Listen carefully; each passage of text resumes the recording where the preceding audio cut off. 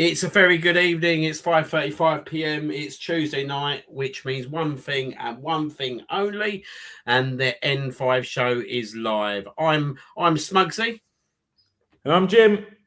and we are going to bring you another great edition of the N5 show. And look, tonight I'm really looking forward to it. We're going to look back in terms of the FA Cup game on Sunday.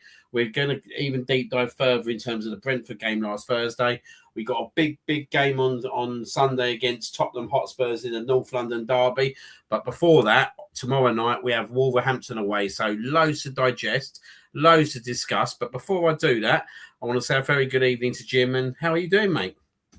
Yeah, all good. Got to probably give a pretty decent measure to Mrs. Jim. Actually, it's her birthday today, and she let me prolong things and take her out for dinner tomorrow night, so that we can make sure that the N5 show goes out. So fair old hands up to Mrs. Jim for the mezzet there, yeah, because we're the Tuesday night show, can't be a Wednesday night show. So yeah, solid from her. But yeah, other than that, mate, all good.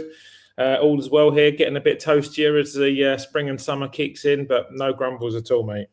No, that's actually legendary stuff, that, mate. Obviously, a very happy birthday to her first and foremost for myself, but I'm guessing all the viewers as well. But we will obviously proceed moving forwards now and look back to the FA Cup game on Sunday against Wigan. 4:30 kickoff at the Emirates. Premier League leaders versus obviously Wigan, who are struggling in League One. We thought it would be a formality game, if we're being frankly honest, in terms of the league placings, and the game was done and dusted, wasn't it, mate, in the first half hour?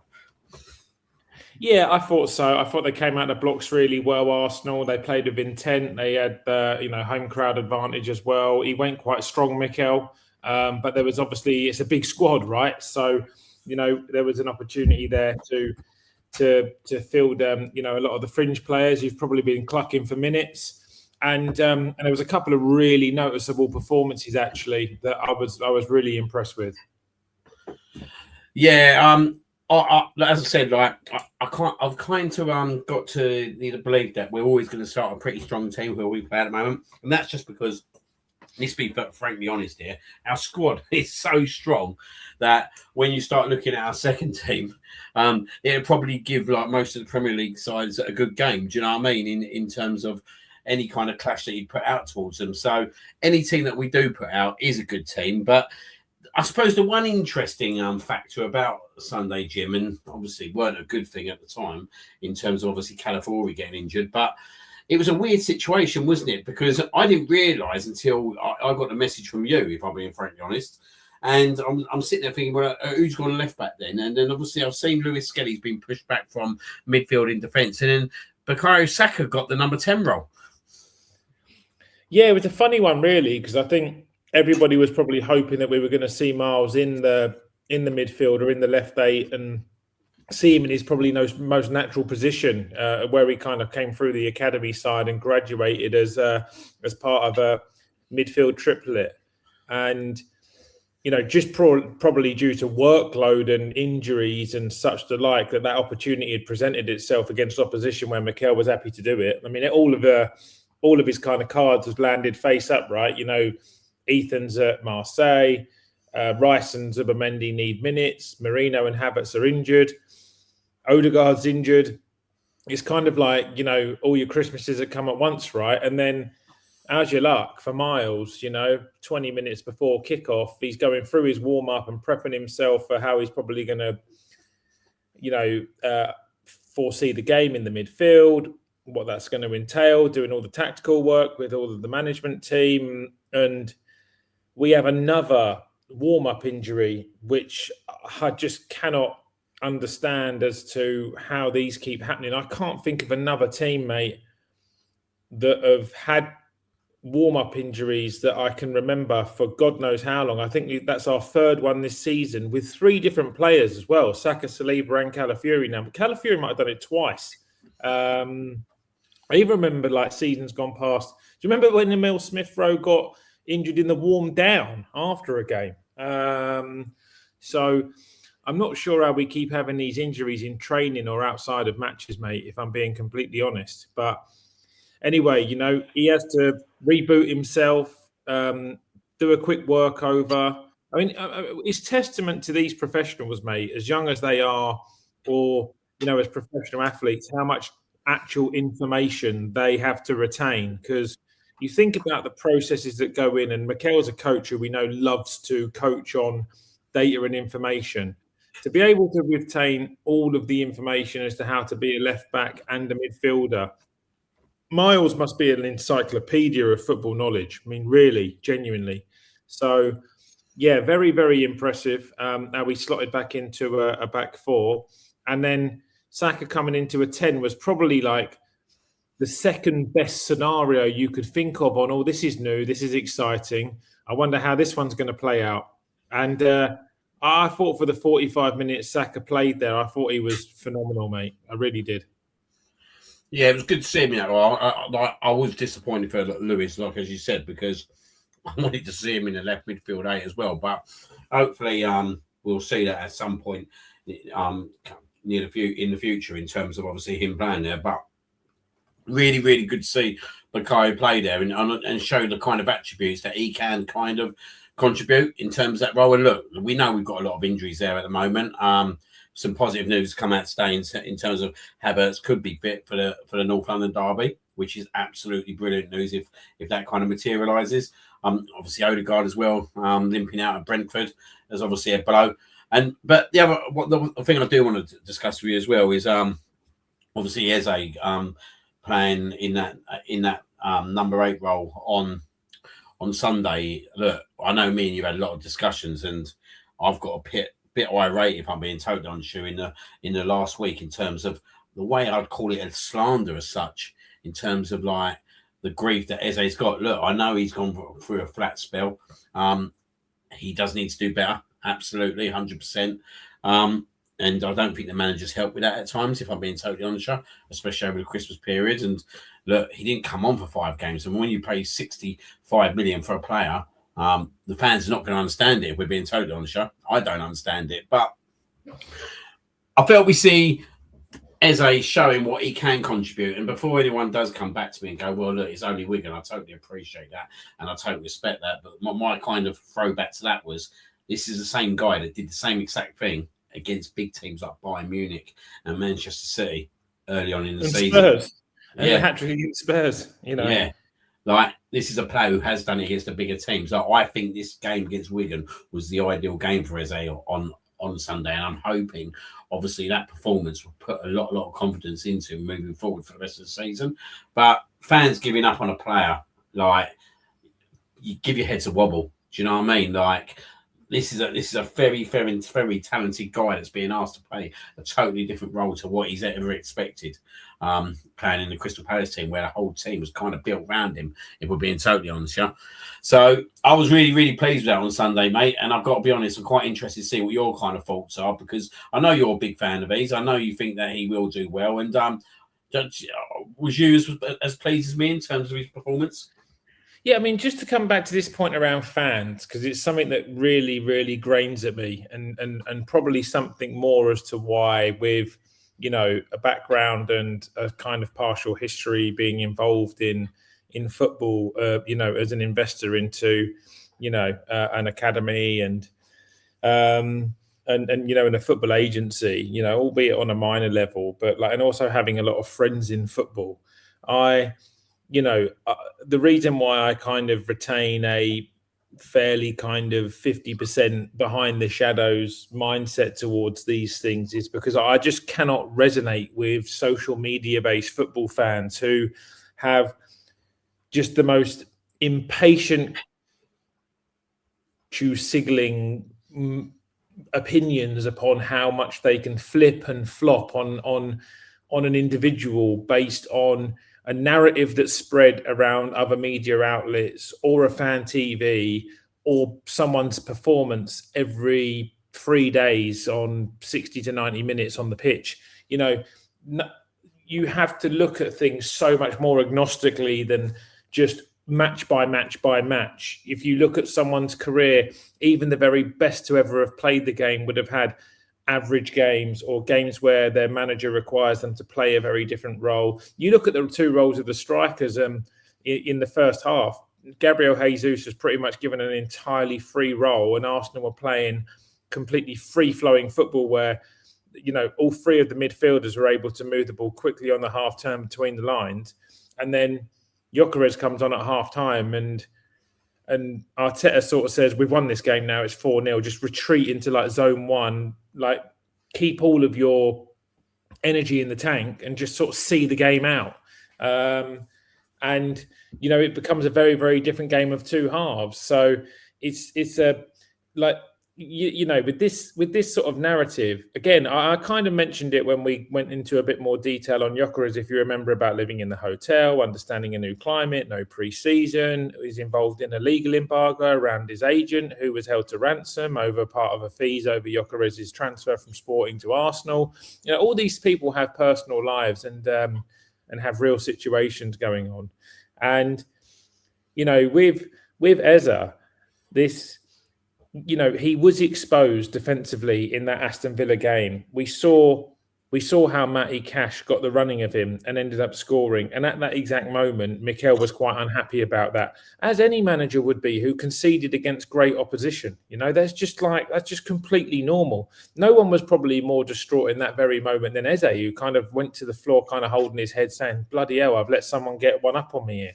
So that doesn't deny the fact that in his first season at Arsenal, understanding a completely new climate, different staff, probably different regimes, different training regimes, having to play every 3 days, which he didn't do at Palace with the utmost respect, different nutrition guides, different coaching manifestos, the way in which a team plays very, very differently. He's already come on his interviews and said like the level of information at this level is just like a completely another gear up that I kind of wasn't expecting, right?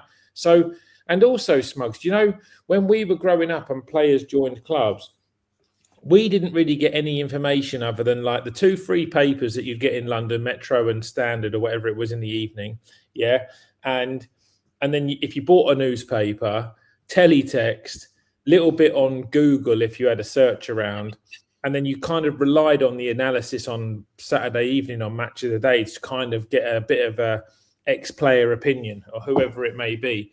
Now, you open your phone in fear because you scroll through and information is just available 24/7 with differing people's opinions. And you don't know whether this person knows everything about football or nothing.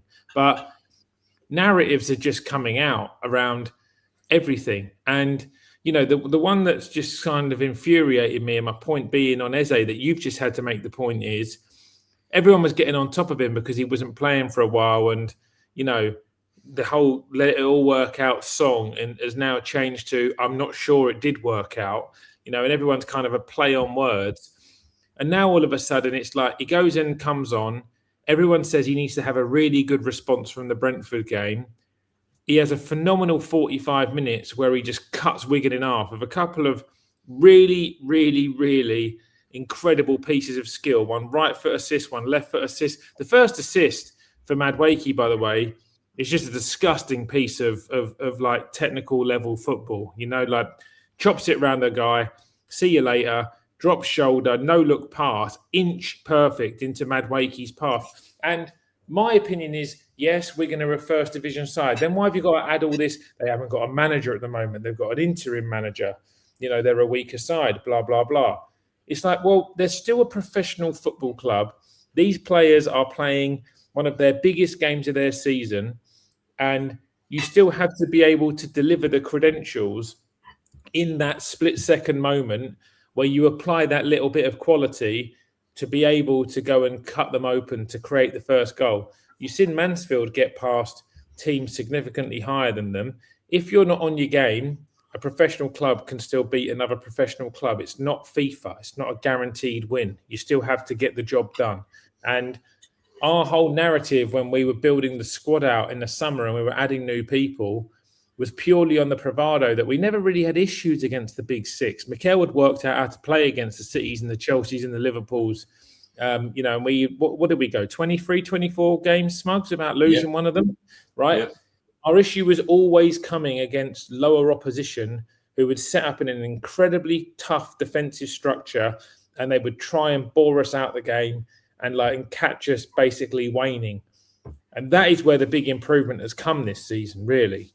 And someone like an Eze is, you've made a really good point that against Bayern Munich, he was phenomenal. Against Spurs, arguably probably made the best North London derby performance debut ever, scoring a hat-trick and just completely had control of the game. And it's little things even, mate, about outside of his hat-trick. Do you remember in the first 2 minutes where he sort of has that no-look chip slip through for Rice on the half volley? Stuff like that's just disgusting, mate. I haven't seen anyone else in our team have the mindset or the ability to be able to do that since Ozil. That sort of stuff, that is top echelon number 10 play. When you do little elements of creativity like that. We know Odegaard likes a scoop pass and he tries them all the time, but rarely do we see him do it from 3 yards and take 3 players out of the game. So he's got 11 GA now, in all competitions. I think he got 16 for Crystal Palace last season in all comps, mate. And everyone said he is the most sought after player in the Premier League. He's got 11 for Arsenal by the middle of February, and everyone's trying to say it's only Wigan. So I'm not really listening to any of the nonsense, the same way I'm not listening to it with Gyökeres.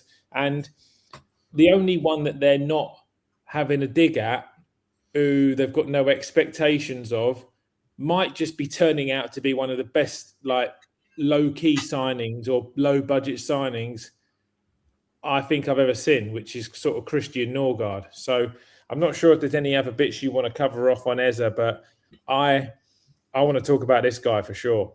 No, definitely. And I was going to go into that. Just one thing I will say about Eze is totally agree with you. As I said to you, I think the biggest problem Eze's got at the moment is Declan Rice's position within the team. And that's nothing against Declan Rice, because Declan Rice is who Declan Rice is, and was part of my conversation in terms of earlier shows where I said that in certain games, especially at home, like Sunday, for example, but I do believe in Premier League games as well, that actually we don't need to be playing both Zubimendi and Rice every single game, every single week. Do you know what I mean? You've got the players like Eze who can come in there, and I'll say the same thing now as what I said when we signed him. I'm still excited by him now as to when we sign him, because, like you said, he's probably given us one of our best ever North London derby moments in terms of hat-trick on his debut North London derby. But he's given us probably the biggest moment of the season. Let's be frankly honest here, right here, right now. If everyone looks back at the season so far and say, what was your highlight? You're going to say the Eze hat-trick against Tottenham. I just don't see where you'd go otherwise with that kind of conversation. So, look, for me, I think he's going to be a big player for this club. I still think he's going to be a big player. I think the performance was needed for him, and it was needed more just to shut some people up, if I'm being totally honest. I actually had people come back to me and go, do you know what? I'll back off him a little bit. And I'm like, well, do you know what I mean? Maybe you should. Because, look, let's be honest, back in the day, can you imagine social media when Dennis Bergkamp didn't score for the first 7 games, or when Thierry Henry signed for us? These are the 2 biggest names that we've had play for this football club. But if social media was around then, Jesus, it'd be scary to think that actually these 2 guys would have been doubted. They would have been doubted. Do you know what I mean? Just like players are doubted now. But I just think from a mindset now, it's much harder for players because they're seeing it day in, day out, week in, week out, and people should sit there and think sometimes, actually, what kind of effect can this have on a player? And you have got to be absolutely so strong-minded to take what you're going to see on social media nowadays, because it's absolutely ridiculous. But yeah, absolute top performance from him, I thought, and I'm hoping that he'll get a start tomorrow, if I'm being totally honest, because I think he deserves it. But look, we're going to go ahead into Christian Norgard now, because like you said, Jim, in terms of a signing, 12 million we brought him in for, probably hasn't been given the game time that I think he deserves. Yet again, mate, if I'm being totally honest, when I've seen him play for us, he's put in performances, but he's done stuff that I don't even think me and you can sit here right now and say, yeah, we expected that. Do you know what I mean? Like, he did that disgusting bit of skill the other week to obviously build up a goal. The pass on Sunday now, I'm starting to get accustomed to with him in terms of what he can bring into the team. And this was one of the frustrations that I had against Brentford. And I will go back to Brentford soon, but I think we could have done with Christian Norgard coming on in that game, if I'm being frankly honest with you. I felt that he's got attributes that we really needed in that last 20 minutes at Brentford. And yeah, I just think that what a modern day professional that guy is. Like, he hasn't moaned, he hasn't whinged, he's gone into interviews, he's done the interviews, he's talking about how he's just proud to be at the club, but he's backing it up with the performances as well. Mate, I totally agree. And there's elements of Norgard's game, honestly, because Arsenal play a very different, style of football and set up very differently to Brentford.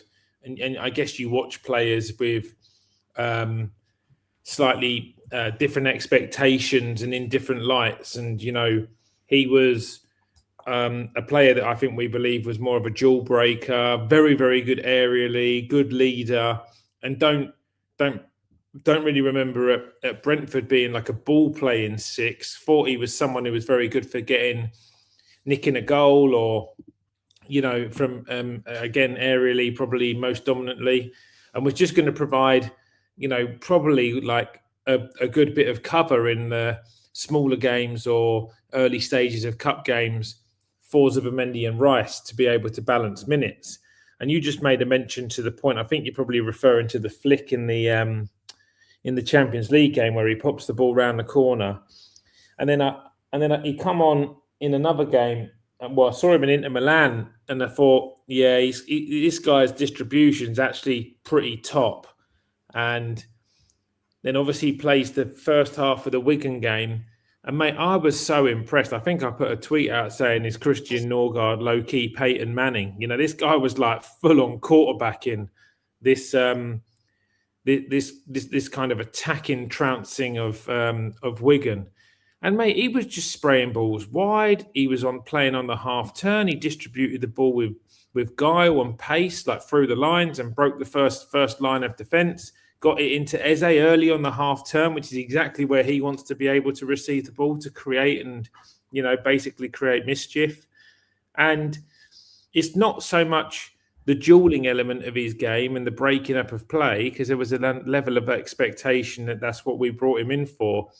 I've just been so impressed with his technical level, like so overwhelmed by how good it is, and actually think that he probably has all the technical attributes to be able to play in an Arsenal team against top opposition, let alone be a bit part player in games where you need to rest Zubimendi and Rice. I feel like he's the kind of player who actually would put them under quite a bit of pressure. If he found like a really good run of form, I think he'd be hard to keep out the team. That's how impressed I've been with him. And also his agility and ability to be rotated around the teammate, and is almost is like his mobility to be able to play in multiple positions, because he, when we look like we have that injury kick into to White, I think they look like they end up moving Marley Salmon to right back, and Norgard slots in and plays centre half, and Zubimendi goes back into his more accustomed position in the six. So, he can just slot straight in and just go and do a job at centre half as well. And like you said, he comes across very good in interviews.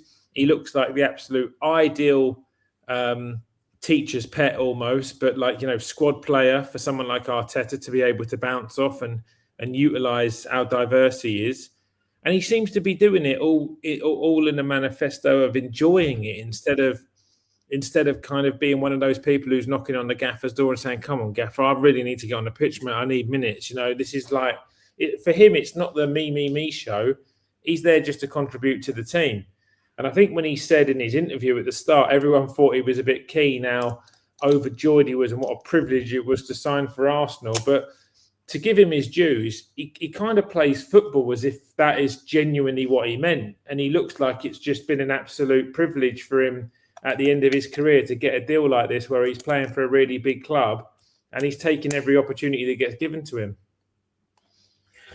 Yeah, he's honestly really, like, for me, I think being quite one, wouldn't obviously say standout because he hasn't been standout whatsoever because he hasn't been given the opportunity to. But I think he's been one of the surprises for me, like in terms of what he can actually offer the team. Do you know what I mean? And the attributes that he can give to the team. And I think even down to when he slotted in at centre back, he done it with ease as such. We went away in Europe to an away ground. I think was it Club Brugge. Like, we're not talking Club Brugge, no mugs. Do you know what I mean? Like, this was the same Club Brugge that give Barcelona a right old game. So, but when he's gone into that team, he's given 120%, and I think he's so well respected within that team. And yet again, I think he can have some more really good moments between now and the end of the season. And I hope he does get given a little bit more game time, because I think at times we kind of not avoid him, but I think we kind of neglect him a little bit in terms of what he can offer from off the bench. And I was looking around last Thursday night, and I was thinking, and I was saying to myself, even before we conceded the goal against Brentford that we conceded, you could tell they were running right through the midfield. And I've seen that a few times this season, if I'm being totally honest. And I just said to myself at that point, I think Christian Norgard could come on here and obviously do make an impact. And I think at times, that Arteta should turn to him.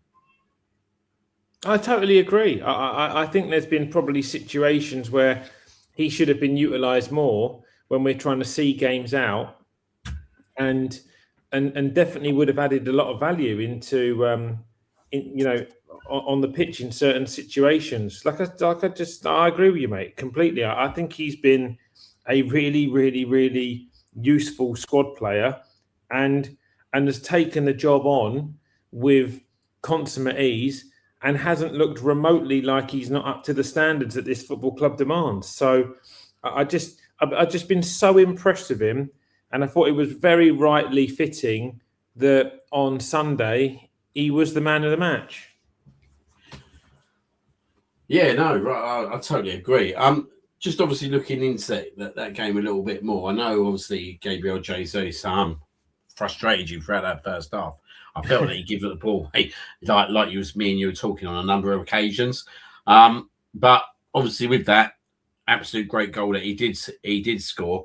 What's your kind of point of view in terms of him now? Now he's obviously getting him back fully fit. Do you think he's still got a key role to play between now and the end of the season? Yeah, I think he probably does. I still believe that he's a player that I don't know whether I particularly understand him, just because he seems to play the game in a way that I don't really feel like it. A lot of people sort of say Gyökeres isn't a traditional Premier League player. He's not an Arsenal player. He doesn't hold the ball up. He's not very technical. He's not, he's not that, this, that, and the other. And like, actually how I'd counter that and say, well, for me, Gyökeres is everything of an Arteta player, because he's incredibly easy to coach. He's very, very good in his defensive duties. He works tirelessly hard on and off the ball, and he's very disciplined with his positioning, which is exactly how Arteta has kind of coached us into this kind of Arteta era over the last 6 years, whereby Gabriel Jesus is the closest thing to a maverick footballer we've had at this football club in Arteta's era. He has no defined position. He literally covers every single blade of grass on a football field. Most often than not, is out of position when we're in position to attack and like fill the box. He is incredibly technical, and often I think probably tries a bit too hard to be too technical, and I think the ball turns over in his capacity quite a lot. I just don't, So I like him as a footballer. I think he's a good footballer, but I don't necessarily convince myself that he's an Arteta footballer. But Arteta seems to quite like him. So, you know,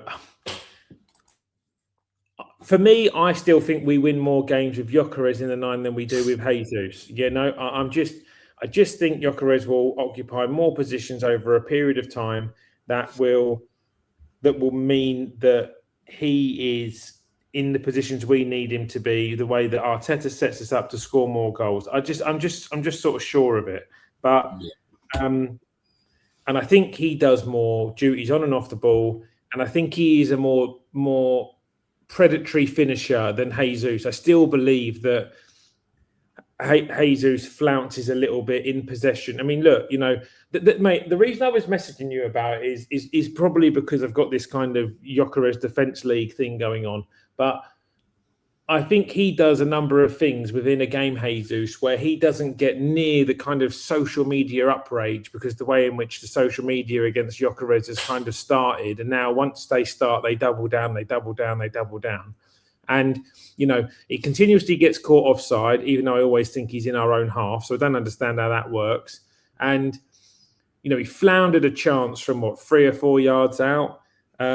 He gets dispossessed on the ball a fair bit. And there's just these little things he does where people normally make collages of Gyökeres doing that and saying, this guy's a flop, send him back to the Farmers League, blah, blah, blah, blah, blah. So I don't dislike Jesus. I just think that everybody deserves fair treatment. If they have a good game, applaud them. If they don't have a good game, you can give your honest opinion on them. I still think over the course of a season, players will either do well or they won't do well. It's like, it just shouldn't be so binary as game by game by game. But I think he'll have a part to play because of his diversification. But for me, and I've told you this before, I still would really like to see Jesus on the left wing when Gyökeres is playing in the 9 and Havertz is playing in the 10. I think that would be a really exciting attacking unit. Yeah, no, it'd be a very exciting attacking unit. And for me, that is probably the position that I would look at a lot more, because I like to see him play off Gyökeres as such, you know what I mean? Because I think he could play right into him and profit out of him quite a bit in terms of obviously the kind of sort of runs that Jesus will make. And as I said, I think one of the biggest things that I'd say Jesus probably has over Martinelli on the left-hand side at times is his final distribution. But what I will say is I'm going to quickly go into Martinelli in a minute when we talk about Brentford, because I want to hold it up a little bit. But I just feel that at the moment, Gabriel Jesus he's an in-between kind of player, isn't he? Like when I've seen him start up front for us in games, I don't feel confident whatsoever. Where actually Gyökeres gives me the confidence, because I know he's going to pin them centre back to back. I know he's going to make them have a bloody good game. Do you know what I mean? And you see it when he comes off the pitch, because when he comes off the pitch in games, that's when I feel that we're at our most vulnerable, which has been proven in several games this season. But I just feel with Jesus at the moment that he's probably set up better to play in Europe, if I'm being frankly honest, because of the way the game's played. I just don't feel at the moment that he will get that much time in the Premier League. And I did find it very interesting that against Brentford, he didn't even come on. I thought that was quite interesting, to be honest, mate, that he didn't even come on in that game. Now, considering we needed a goal to score, you'd think he'd turn to someone like Gabriel Jesus with his experience, but he didn't come on. So I think that kind of tells me that I don't think that he's going to be or have massive minutes in the Premier League between now and the end of the season. I think he'll come on in games, but I do think that obviously cup football is going to be where he will get his minutes. And look, it all depends in terms of Champions League as well, doesn't it? Like, we went to PSV last year. We beat them 7-1 in their own backyard. So we was able to rotate the team. And we will, as long as we stay in the Champions League, our first leg will be away from home. So depending on how well we play, I think he will get some minutes in the Champions League. But I just think he's set up better as well in the Champions League. Like, if you look at his best performances, they always come in the Champions League, and they seem to come away from home in Europe. So he definitely offers us something, but I just think that between now and the end of the season, that will be his role within the team. And I think that potentially, like in the summer, I know me and you have discussed it before, he'll probably look for a new challenge, because we'll probably look to strengthen this side. And I don't feel Gabriel Jesus will be part of that. Look, just before we go into the Brentford game, just this look ahead to the cup draw, been very, very nice to us, if we're being totally honest here. Yes, probably could only ask better if we got Mansfield at home, but an away game to Mansfield, obviously another League One side managed by Nigel Clough, funnily enough. Got to be confident, of quarter-final place now with the squad that we've got. I think we should go there and do a proper number on them. Yeah, I think so. Look, the draw has been very favourable, and in previous years, I think even in the later Wenger years and over the last decade or whatever it is, I felt like every single time we've had a cup draw, we've had a pretty tough draw. So these things just kind of work in roundabouts. You ride your luck when you get it, and when you don't, you just have to pull your socks up. So, how many years did we get just out of the group stages of the Champions League, and we drew Barca or Bayern every single time? So. And then took the retrospective slapping that came with it. It's been it's been a fortunate draw. I think, in the spirit of football and also the romance of the game, this is exactly what Mansfield want, right? The number one side in the league, the number one side in Europe, a home tie for them. So a massive, massive revenue opportunity, a huge day out for their fans. This is exactly what the FA Cup's all about, these kind of days out. So I like to see things like that, because I'm a kind of football romantic at heart. But what that should also do is mean that Mikel should be able to rest some pretty big players again, and then give opportunities. I'd like to think that by March the 7th, Dauman will be up to speed, and that would be a game that we'd see him in. Because I think I'm sitting there thinking, mate, I don't know why I keep thinking about it, but if we do win the league, I'm just wondering, players like Salmon and Dauman, they're probably not going to get 10 Premier League appearances, are they? So I don't know if the rules have changed about qualifying for medals and things like that, because Dauman's technically got a Premier League assist, so whether or not that mitigates it or not for the 10 appearances. But yeah, it's a tough one, but I would hate to see them be part of a squad and train every day and not get recognised, because that would be pretty cool to have like 2 15, 16-year-olds like straight away Premier League champions. But anyway, there'll be an opportunity on the 7th of March to rotate. I understand the game's going to be played on the 7th of March, to rotate quite heavily again and give opportunities to other players. Looking forward to it. Looking forward to a good tie. I think the fixtures falling nicely for us, because when you look at the fixtures coming up, and we will look at them at some point during the show in terms of the next 4 games, actually, I think that game comes in nicely in terms of being able to kind of then rotate the team. But we've got a league on the horizon. Obviously, we've got a League Cup on the horizon.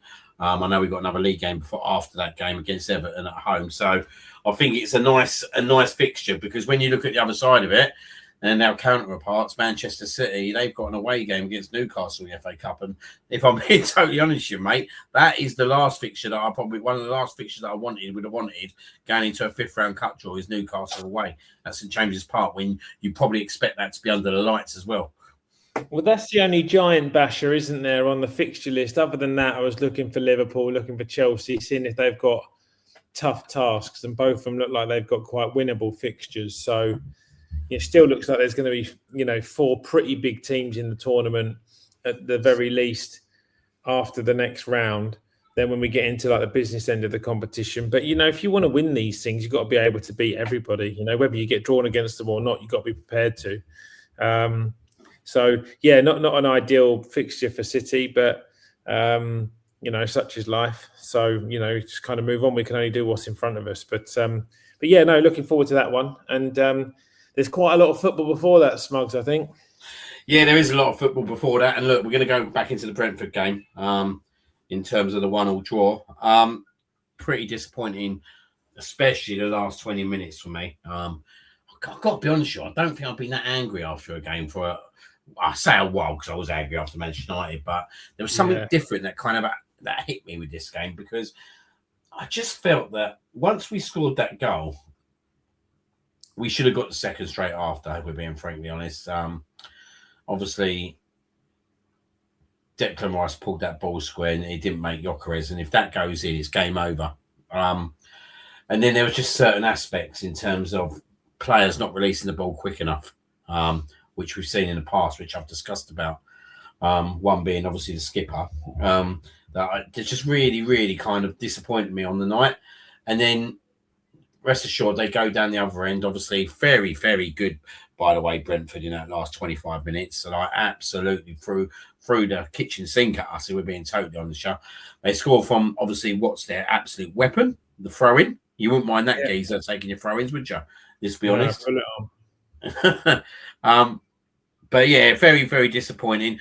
But it's one of them games, right, that once I reflected on it for 2-3 days later, that I'm not sure whether that's 2 points dropped or 1 point gained. And I think the only way you're going to know about that is at the end of the season.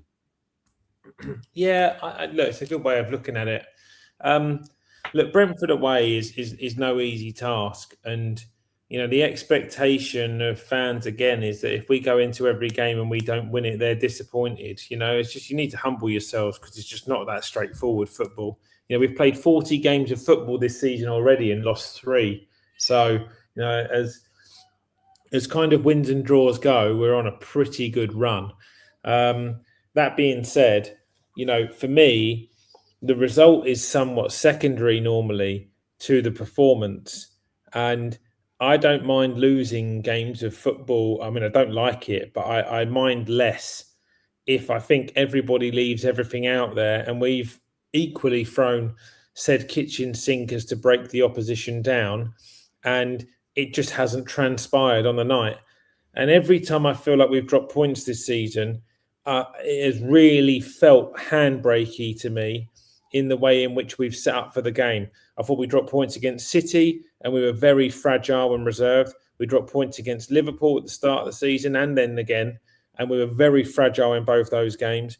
I thought we invited pressure against Sunderland when we ended up letting them equalise late on. I think this Brentford game was very similar to the way the Aston Villa game played out, where they got a late winner. Yeah. And then obviously we dropped points against Brentford. But I actually think go one more than you just said, Smuggs. I think from the off, we just didn't really look up for it. It was at Brentford away. It was a tough stadium. It was cold. It was pouring down with rain. And, you know, that age-old saying is, can you do it on Boxing Day at Stoke away in the snow? And it's a bit of one of them. And what's alarming, and I won't get drawn into all of the fan reprimandums, but what's alarming to me is when there is an opportunity to be able to ignite some edge in this league title, we have not taken any of the chances. We had it at United at home. We had it at Sunderland. We had it technically Liverpool at home.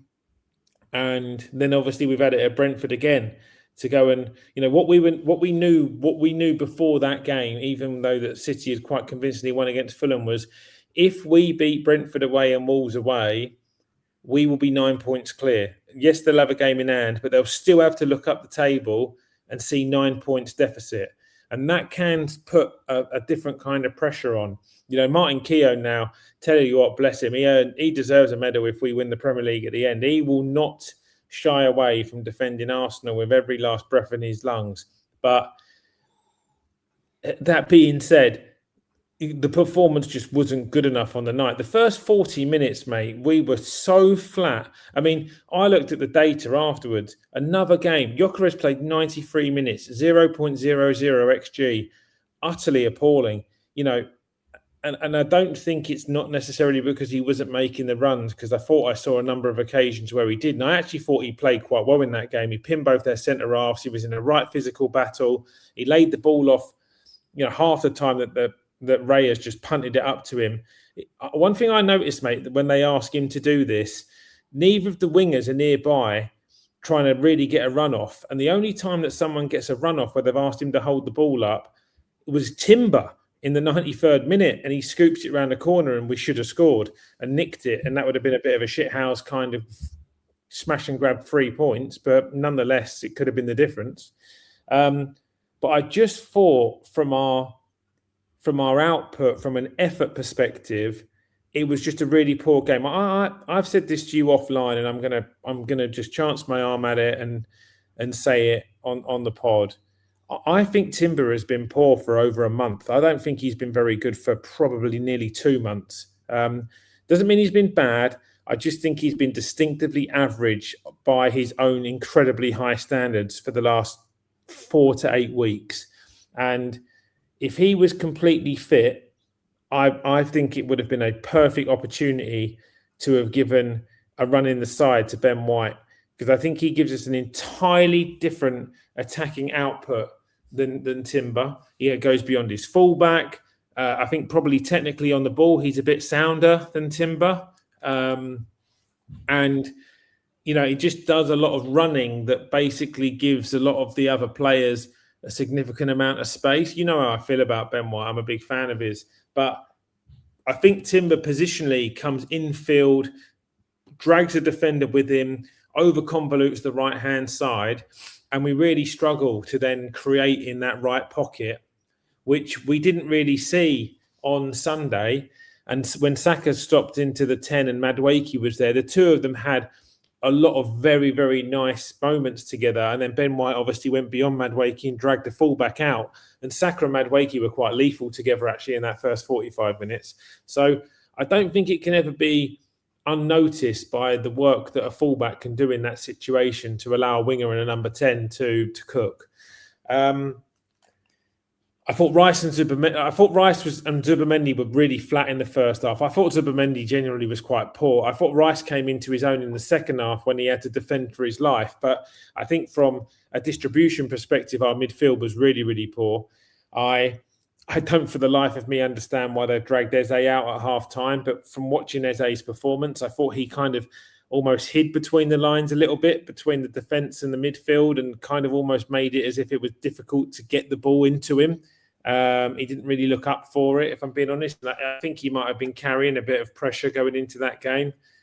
I thought Odegaard was quite poor when he came on. He had an okay 5 or 10 minutes where we did go and score the goal, but really all he did was go and pick the ball up off the toes of the centre half and kind of push it out to the wings. He didn't, other than the Madueke header, which was it was a 0.19 XG chance, but we didn't really create anything kind of flipping the midfield up.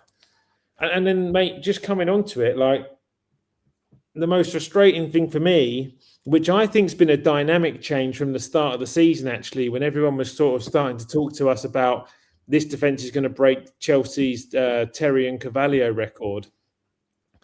I think we've looked really fragile in more recent weeks and months after we've scored than when at the start of the season, we've gone 1-0 up and we've gone into this very defensive, fragile moment and just been happy to absorb all the pressure. And more often than not, we're able to win the game 1-0 or whatever it may be. And I don't think we've looked remotely solid at all after going 1-0 up a game. If anything, we've invited the pressure on and we look like we are definitely going to concede. And I think we got out of that game, you sort of say 1 point gained or 2 points dropped. You'd have to side with the analogy of 1 point gain, because the last half an hour, it was an absolute steam train coming at us. And we had nothing in regards to an outball to even kind of catch them on the counter or even just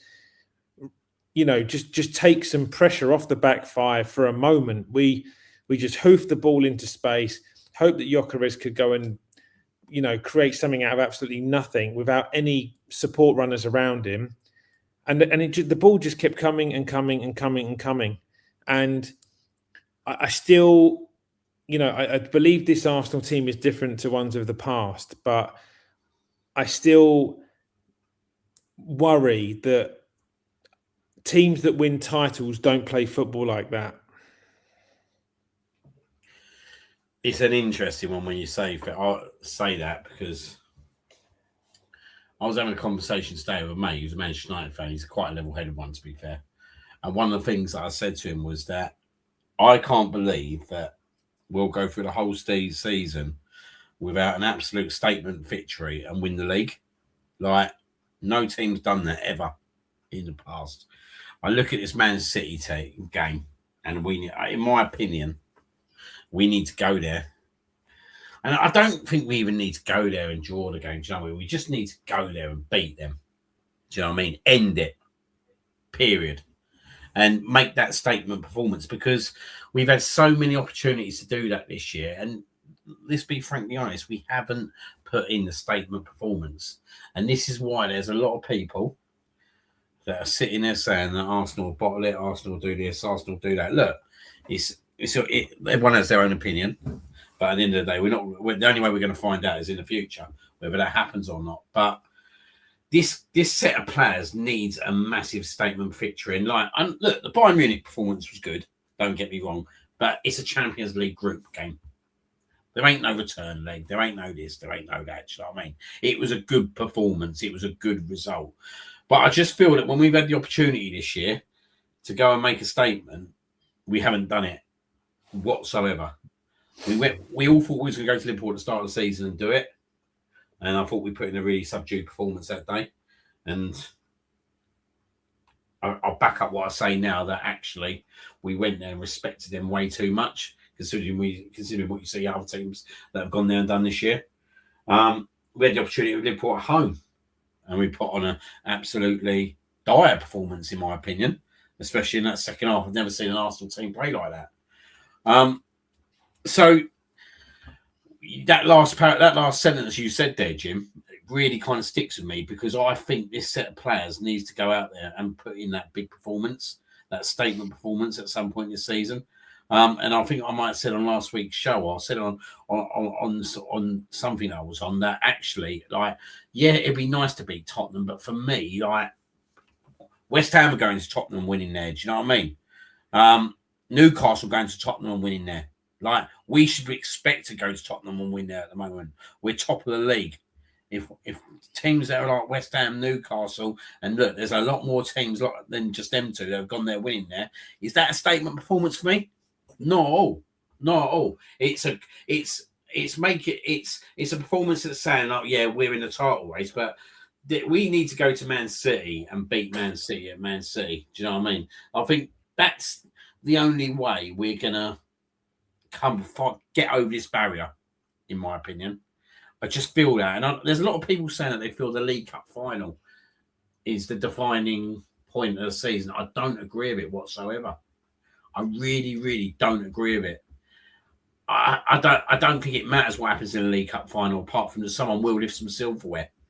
I don't think it will have any impact in terms of that league game at Man City whatsoever. I just feel that we need to go there and win there and end it. And we've got the players to do it, but it's about letting off that handbrake, isn't it? It's about expressing yourselves. And I just feel that we're like at Brentford, we're just so rigid. It's like we're worried and scared about just conceding a goal. And once we concede that goal, you just don't see us coming back into the game. Look, we nearly won that game, as you said. Martinelli takes that first time. I don't think it's as easy as everyone thought it was in terms of him taking it first time. But still, these are the big moments with Martinelli that I sit there and think, this was the difference between you being a starter to not being a starter. These are the moments that actually, when you say to Martinelli, look, make that impact, end that game. I was never confident when it went to him that he was going to score that goal. But then I look around the pitch and I think, actually, who's going to really, really step up here and win the game for us? And there's only one guy that's done that this season. When I think about it, there's only one guy, Gabriel, against Newcastle. That's the only time this season, right, that I've looked at someone going into the last 5 or 6 minutes thinking, we need to get the winner here, we need to do it, and they've done the impact. And this is the difference for me. And I just think as well that somehow we have to keep Kai Havertz fit. I just feel that he's the player. He's the player that's going to get us over the line. Yeah, I mean, I'm not just saying this, and people are going to think I'm ludicrously biased, but I don't think Gyökeres has had his opportunity yet to to do that. And I do think that is exactly the sort of opportunity that you'd want to fall to him, because he's a very clinical finisher. I think he's only had one opportunity so far with maximum pressure where he's had to deliver something, and that was the penalty kick against Everton, and he converted it.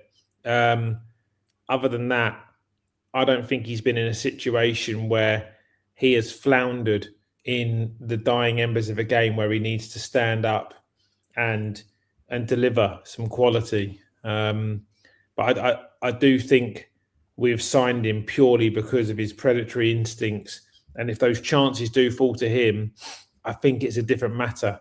I don't think he takes a touch there. I think he just blasts that straight in goal.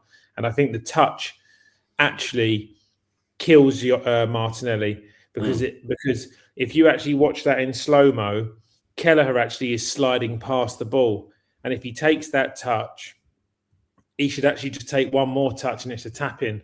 The fact that he shoots so instinctively after taking a touch and hasn't seen that Kelleher has completely overexposed himself, it makes the miss a little bit worse to me. But what I will say is, just in response to your earlier point about the kind of statement win, mate, if I'm being completely honest, I don't actually agree. I think that what's more important is that they retain a level of quality over a period of time that means that Manchester City game is redundant. Because if we beat Wolves and then Manchester City beat Newcastle and then we beat Spurs on Sunday, we're 7 points ahead with a game, and they've got a game in hand, right? So what that means is you can always ask of them that they've got to win their game in hand. Then if I look at the City game and you can go into that with the same sort of narrative, right, and you can just match their results through that. Afterwards, we play Newcastle at home. I'd argue that no matter what happens in the City game, that Newcastle game's bigger, right? And then you've got Fulham at home, West Ham away. Their season be finished by then. I do not think they'll be in a relegation battle in game week 36. They'll either be well out of it or they'll be down. Like, I do not think it will be that tight. Then you've got Burnley at home. Well, they'll definitely be down by then. And then the last game of the season's Palace away. And I think they'll be safe and sort of playing for nothing, and it'll be Glasner's last game. So I think that'll be a bit of a dead rubber. So I think if you get to the City game and it's like we're only 1 point ahead, we would have kind of semi-fucked it before we even get a chance to make that game. But the important thing getting into the 18th of April is that you make that game not important. Win, lose or draw, it should be way more important to City than it is to Arsenal. And otherwise, something has gone a bit wrong where we have flopped either at Bournemouth at home, Everton at home, Brighton away, and then the other two games are Spurs away and Chelsea at home. So you've only got 5 league games until that City game. I don't know with this Spurs time, mate. Yes, they're 17th in the league. Yes, Igor Tudor, no one's seen him play. You know, I do not think he's going to play an Ange style of football and come and park a back four on the halfway line and let us just kind of have a free run in. So a North London derby is a North London derby, and they'll be right up for it. And all of their motivation will be weirdly more based around stopping us win the league than caring. As like Spurs fans will genuinely make an excuse that we need to go down to prove to Levy and the board that we need proper investment and proper help. Like they'll genuinely make a story out of it, like it's a good thing. You know, weirdest bunch ever. But I think actually Chelsea at home becomes a much bigger game than the Spurs game. And then obviously we get, you know, and what we should do is just if we mirror their results, City up until the league game, whether we win, lose or draw the League Cup final, I don't mind. We'll be there, whatever. After that, you've got 3 home games out of the next 5, and one of those games will be against a team that would have probably already been relegated. So we should have a fairly clear path as to know exactly what we need to do kind of after that City tie. If anything, if you ask City off record, mate, I think they wish that game was a month earlier than what it is. Yeah, I kind of get what you're saying. I totally appreciate the next 4 games for me is defining. I just don't think it's as simple as we're going to go out and win our next 4 or 5 games. By being frankly on the show, I don't think we need to. As long as we just got to mirror their performances. And if they've got, and so I think someone was telling me they've got 5 really winnable games. Well, then unfortunately we've got to go and win our next 5 games. That's kind of it. I think if you look at both fixtures, they're winnable games. You could easily sit there and go, yeah, Man City's games are winnable. But look, going to Leeds at 5:30 on a Saturday night. I know Leeds kind of bent over for us as such, but every other team that Leeds played this year, everyone's been in the game, including Manchester City. So that'd be an interesting one. I think I agree with the Chelsea. For me, the Chelsea game sticks out to me at the moment. If there's a game that actually we do want to kind of put in a statement performance before we get to Man City, Chelsea's the game for me. Because, look, let's be honest, they've got their bee in the bonnet about us anyway, which is not surprising. They're going to want to turn up and try and upset us because it's Chelsea. 4:30 Sunday afternoon. We had Man United was exactly the same, weren't it? So I think this is a good game to have to prove that actually, do you know what, you're not going to come here and beat us, and we're going to put you out of sight. I think that performance could have a good impact on the team. But I look at these next 4 or 5 fixtures, and I think, do you know what? Well, this could be the reason why Man City are in the title race. But at the same sentence, if we won the next 4 games, so we beat Wolves, we beat Chelsea, beat Tottenham, and we beat Brighton, then I look at the remainder fixtures of the season, and it's Man City's really the only one that stands out to me where I sit there and think that's going to be a game. That's going to be a game. So these new next 4 games for me are absolutely massive. I just think that this team needs to go. I think in what I'm trying to say, I just think this team needs to go to Man City and win the title in style like we know Arsenal Football Club do. Do you know what I mean? I want us to go there and beat them on their own pitch, because I think it'll be. Look, whatever way we win this title, if we win it, we win it. We're the best team in the league. But I want us to have something that we can back it up and say, yeah, we went to Man City and won it there, basically. Do you know what I mean? That's where we won it. So I think for me that it is definitely the next 4 games. It is definitely the next 4 games that I think will kind of determine us. Look, if we go out and win our next 4 games, mate, I think I'm fairly confident. I think I'm fairly confident because I've been looking at these fixtures from the back end of January to February for a long time, saying this is the moment in terms of these fixtures. I think we've come and met Brentford while they're on a massive wave, and I think we could tell that on Thursday night. But I look at the rest of the fixtures and I think, get out that Brighton game, and if you've won the next 4 games after Brentford winning that, we can't complain. That'd be brilliant. That'd be 13 points out of 15. If you looked at that before the Brentford games, I said to you, 13 points out of the next 15, you'd bite my hand off all day long, wouldn't you? Oh, 100%. So, like you say, we've just got to go out and do it now. It looks like the players are coming back. The thing that keeps niggling away at us is the little injuries, like with Kai Havertz, but then I guess you've got to kind of expect it a little bit because actually he's been out for a year. He's going to have certain kind of injuries, but it's not like we haven't got the support and the backup in the players. It's just about now the big players need to turn up and perform week in, week out. And we know they can do it. And we know this club can do it because they went toe-to-toe with Man City 2 years ago and done it. So the experience is in there. The coaching team know what it takes to win 14 games out of 16, and including that game, a Man City draw in that run. So, yeah, I think this next 2 weeks for me is absolutely key in terms of how we move forward. But it's really exciting as well because I'm looking at the games. They are coming thick and fast. But Do you know, like we could be looking at by the time we get to mid-March that we're in a quarter-final of FA Cup, we're in the Champions League still, League Cup final, and a massive title race. And whatever we say in terms of performances, if I said to you this is what it's going to be like at the start of the season, we'd have been all over it. But it's about getting over the line now, isn't it? It's about shutting everyone up. It's about getting the silverware in this club, which this club is rightly craving for.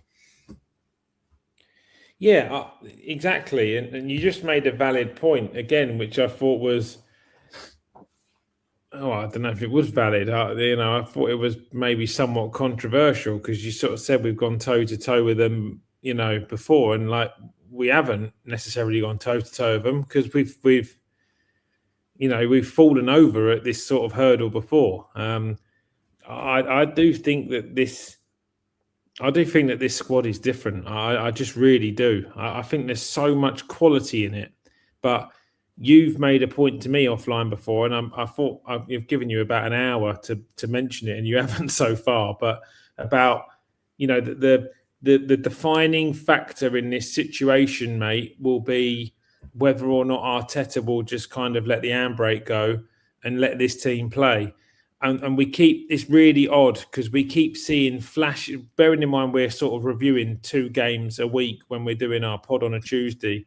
We're seeing flashes of it in games, and then we're seeing just a completely different setup go with the same players go into a different game. And that must be game management in regards to preparation for games from a management perspective, game by game, because we've had games recently where if you think back to where we've smoked Forest and we smoked Leeds sort of 4 and 3-0 respectively, and then we've gone into that, then we've gone into Wigan, put 4 on them in 25 minutes, but we've played Brentford and we haven't even looked like we're remotely.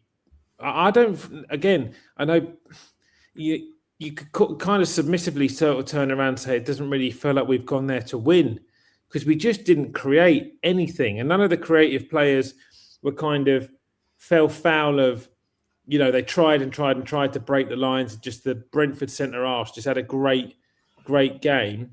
I always say to you, mate, when I'm watching it, it infuriates me because I was never allowed to do it when I played, but it infuriates me how bad we are on second balls. You get a foot in the 50-50 duel or the header or, the complete 50-50 ball, and there's no one there wherever to turn the ball out in the second ball and turn the ball into transition quickly.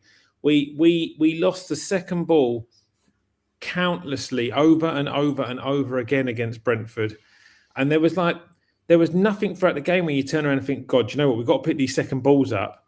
They just kept picking them up and coming at us and picking them up and coming at us. And I was sitting there thinking, God, if you just can get your foot on this in the midfield and just win these second balls, you can turn over the ball quickly and you might get in at them, And it just looked like we tried to manage the game as best as possible.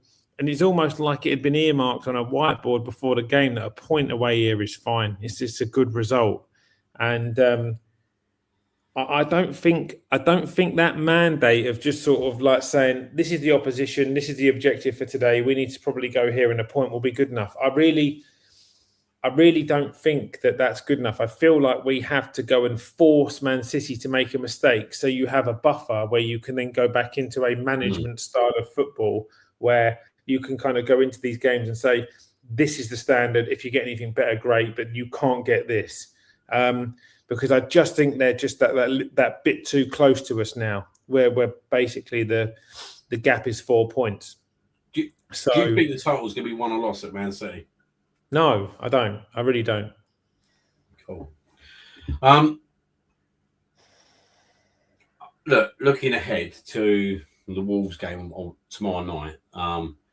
This is a Wolves team that got 8 points all season. Is that true? Have they only got 8 points? They've only got 8 points this season. They've shown some performances in terms of games they played, and it's one of them games, isn't it, where I think tomorrow's just all about putting in a professional performance.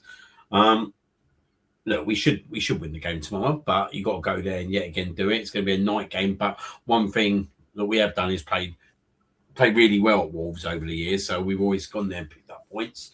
So it is a big game. In terms of the team tomorrow night, I'm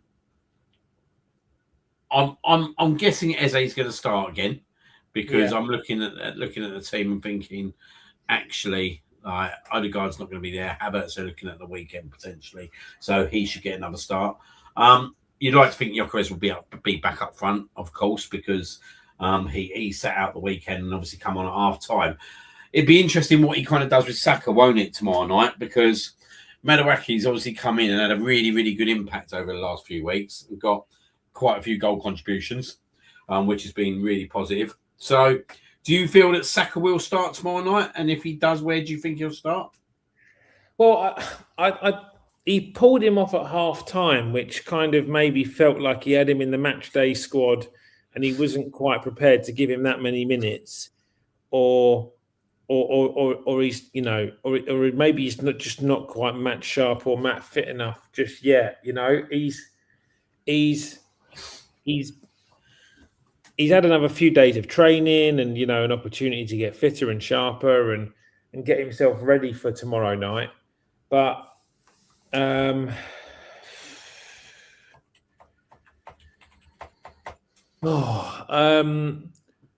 again, like when we do these 11s, there's no point me picking the team I want I think Mikel will pick. I would pick the team if I was Mikel, right? Otherwise, we're just not giving our opinion. We're just basically trying to read Mikel's mind. For me, in this game, you know, if you're telling me that they've got 8 points, even if they've got 12 points, to be honest, it's pittance. So I would go Raya, White, Gabriel, Saliba, Hincapi, Rice, Eze, Saka, Madueke, Gyökeres, Martinelli. Actually, scrap that. Jesus, not Martinelli. I would go. So my front three would be Madueke, Gyökeres, and Jesus, and I would play Saka, Eze, and Rice in a three, and I'd save Zubimendi for Sunday because he come on against Wigan for 30 minutes. I would play Martinelli tomorrow night. I'm all right with that. I do want to see Jesus play on the left side. So that's probably why the bias is there. But I did name Martinelli in the first instance. But my biggest issue there, just Smugs, quickly, because you've done a nice piece on Martinelli tonight, and we haven't spent any time talking about Trossard. But my biggest issue with those two, and it's probably been my biggest issue with those two for the last 2 or 3 years, is neither one of them has put down a massive marker where they've consistently scored or assisted from starting games, where they've turned around and said, this left-hand position is mine. Neither one of them have run away with it and said, that's my position, you're my understudy. You know, both of them, I think, have been somewhat better players coming off the bench than one of them standing up and saying, I've made that position my own. And that is still a bit of a going concern for me because it's still a question mark, that left wing position, that is still a problem that needs to be resolved. And I think probably the only person that could resolve it is Andrea Berta. Yeah, look, I think we would have had we 100% would have had the same conversation at the start of the season in terms of these two. They're not the player that will push this club to the very, very promised land, in my opinion. Like when I talk about the very, very promised land, I mean like dominating games and dominating from that left-hand side. I'm very surprised, if I'm being totally honest, at the start of the season that Trossard's played the amount of games he has. He's had some good moments, but I'm going to be quite honest with you, mate. He's boring me at present. He's boring me. He's going back to the kind of Trossard that I kind of remembered. As such, and I don't blame that all on him, because I think the way we set up at times and the structure, the way we play is part of the reason. But I'm not seeing nothing from him, mate, at the moment. I'm not seeing nothing from him. He definitely can only impact, if he starts a game, he can only definitely play for like 60 minutes tops. I just feel that he hasn't got it in him to sustain that kind of performance over 90 minutes whatsoever. But the left wing position is going to be the key position going into the summer. I feel Trossard will lead this summer, if I'm being totally honest. I think with Martinelli, I think, look, we've had some good moments. I think the reason why I like Martinelli, in terms of why I probably would keep him, and I've been his biggest critic, is that he just suits cup football down to the ground. And look, I just feel that is the way the game's going. You're going to get a lot more, like with these super squads, you're going to have players that are more likely going to be playing for the cup games. But you having a player like Martinelli playing the cup games is an absolute godsend for us, because, as you see, he's profiting out the Champions League, he's profiting out the League Cup, he's profiting out the FA Cup. And actually, one thing I was going to mention about him is his relationship with Eze.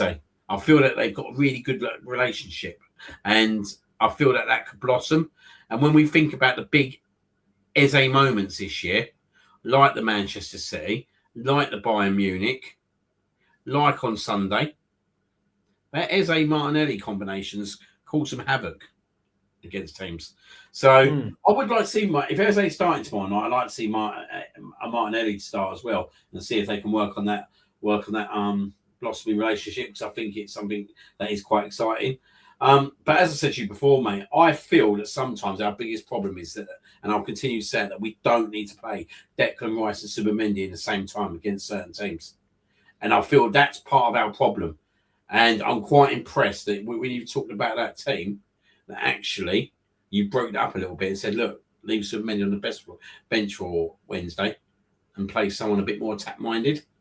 Otherwise, I feel we'll just get another Brentford game, mate. I'm not saying we'll lose the game or we'll draw the game, but what I'm saying is, there'll be very much a lack of creativity in that team.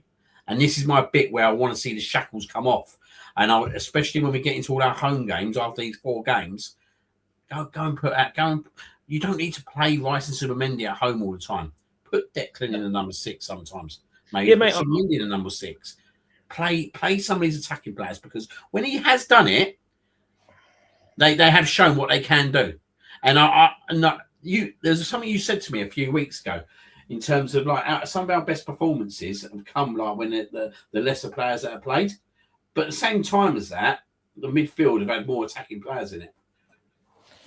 Yeah, but we had a phenomenal half of football against Wigan, and Norgard started in the 6, and we didn't, and we're talking about Declan Rice being a potential Ballon d'Or winner, and we're talking about Subamendi being signing of the summer, and Norgard's coming in the 6 and had a phenomenal game and had a brilliant game against. So then people say, well, it's only Wigan. Well, he did the same against Inter Milan. So what are they? So they were in a Champions League final last year. So,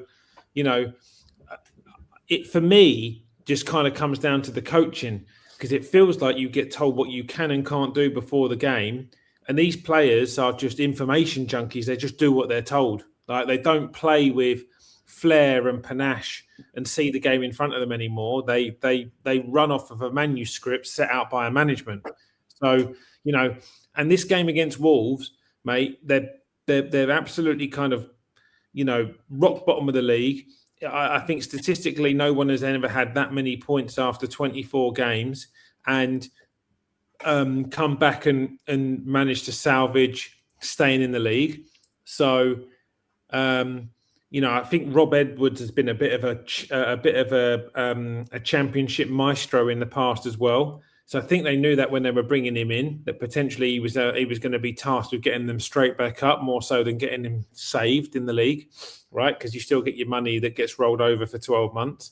So for me, last week, Man City had a task on their hands. They went to Fulham. We were like, oh, go on, Fulham, do us a job because you were tough to play. They battered them, beat them 3-0 at half-time and pulled Haaland off at half-time. And I think we should be going and doing a similar sort of job on Wolves, killing this game after 45 minutes, and then being able to rest some key players ahead of Sunday's game, right? So if we come out and it's flat and we just invite the game on us and just time goes by, the crowd gets a bit more anxious, Wolves think they're in the game, I'll be really disappointed by that. I feel like we should just start the game very fluid, very quick, and put them to the sword, as Andrew's just said. I think, he's literally just said, fluidity has been put to the sword this season because we can't play the same 11 constantly for me. I don't necessarily agree with the same 11. The style of football should be embodied by everybody within the squad, because they all train together, and more often than not they'll mix the people up and train 11 on 11 as part of a 22, 25 man squad. So all of them should have a very, very sound understanding of how they need to play. And anyone gets called upon, they should be able to fit into a structure. The only person to me who looks like they're playing their natural game in this team at the moment is Noni Madueke. I think he gets the ball and he goes to beat his fullback at every single opportunity for me. Every single time he looks to get beyond his fullback.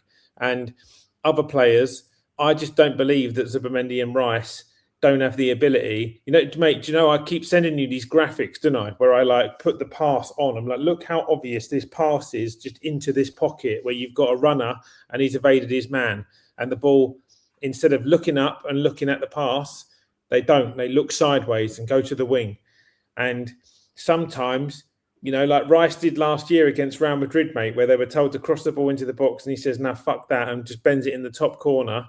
We're getting into the business end of the season where we need a bit of that now, and a couple of these players need to stand up and say it was the right thing to do to basically play the ball into the pocket and create the goal scoring opportunity. And we need to go and put tomorrow's really important. Like, it gives us a really big opportunity to just take a bit of a breather, you know, and then put more pressure on the City Newcastle game and take pressure off of the Spurs game. So, look, I think tomorrow is all about like trying to get the game wrapped up as soon as possible.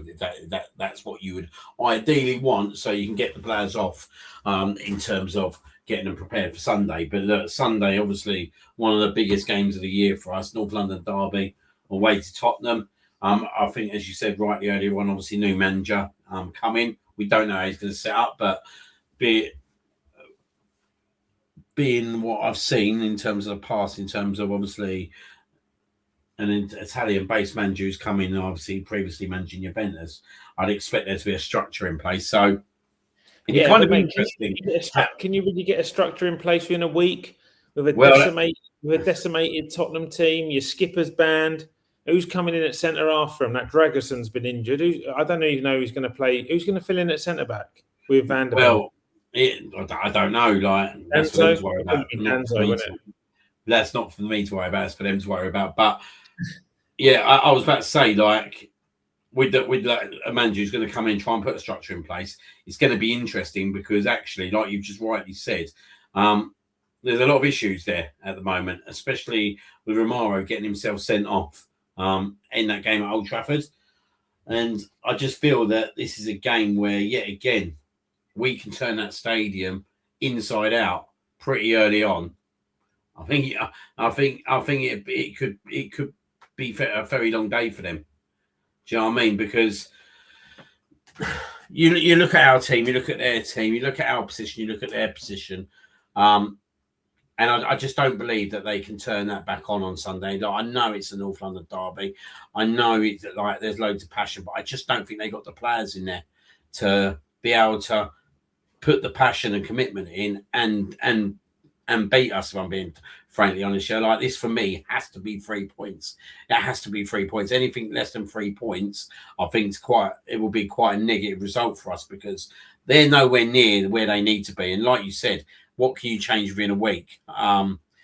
So I'm expecting a win Sunday, if I'm being totally honest. Not saying it's going to be easy at points, but it could be easy. I think it's one of them games where.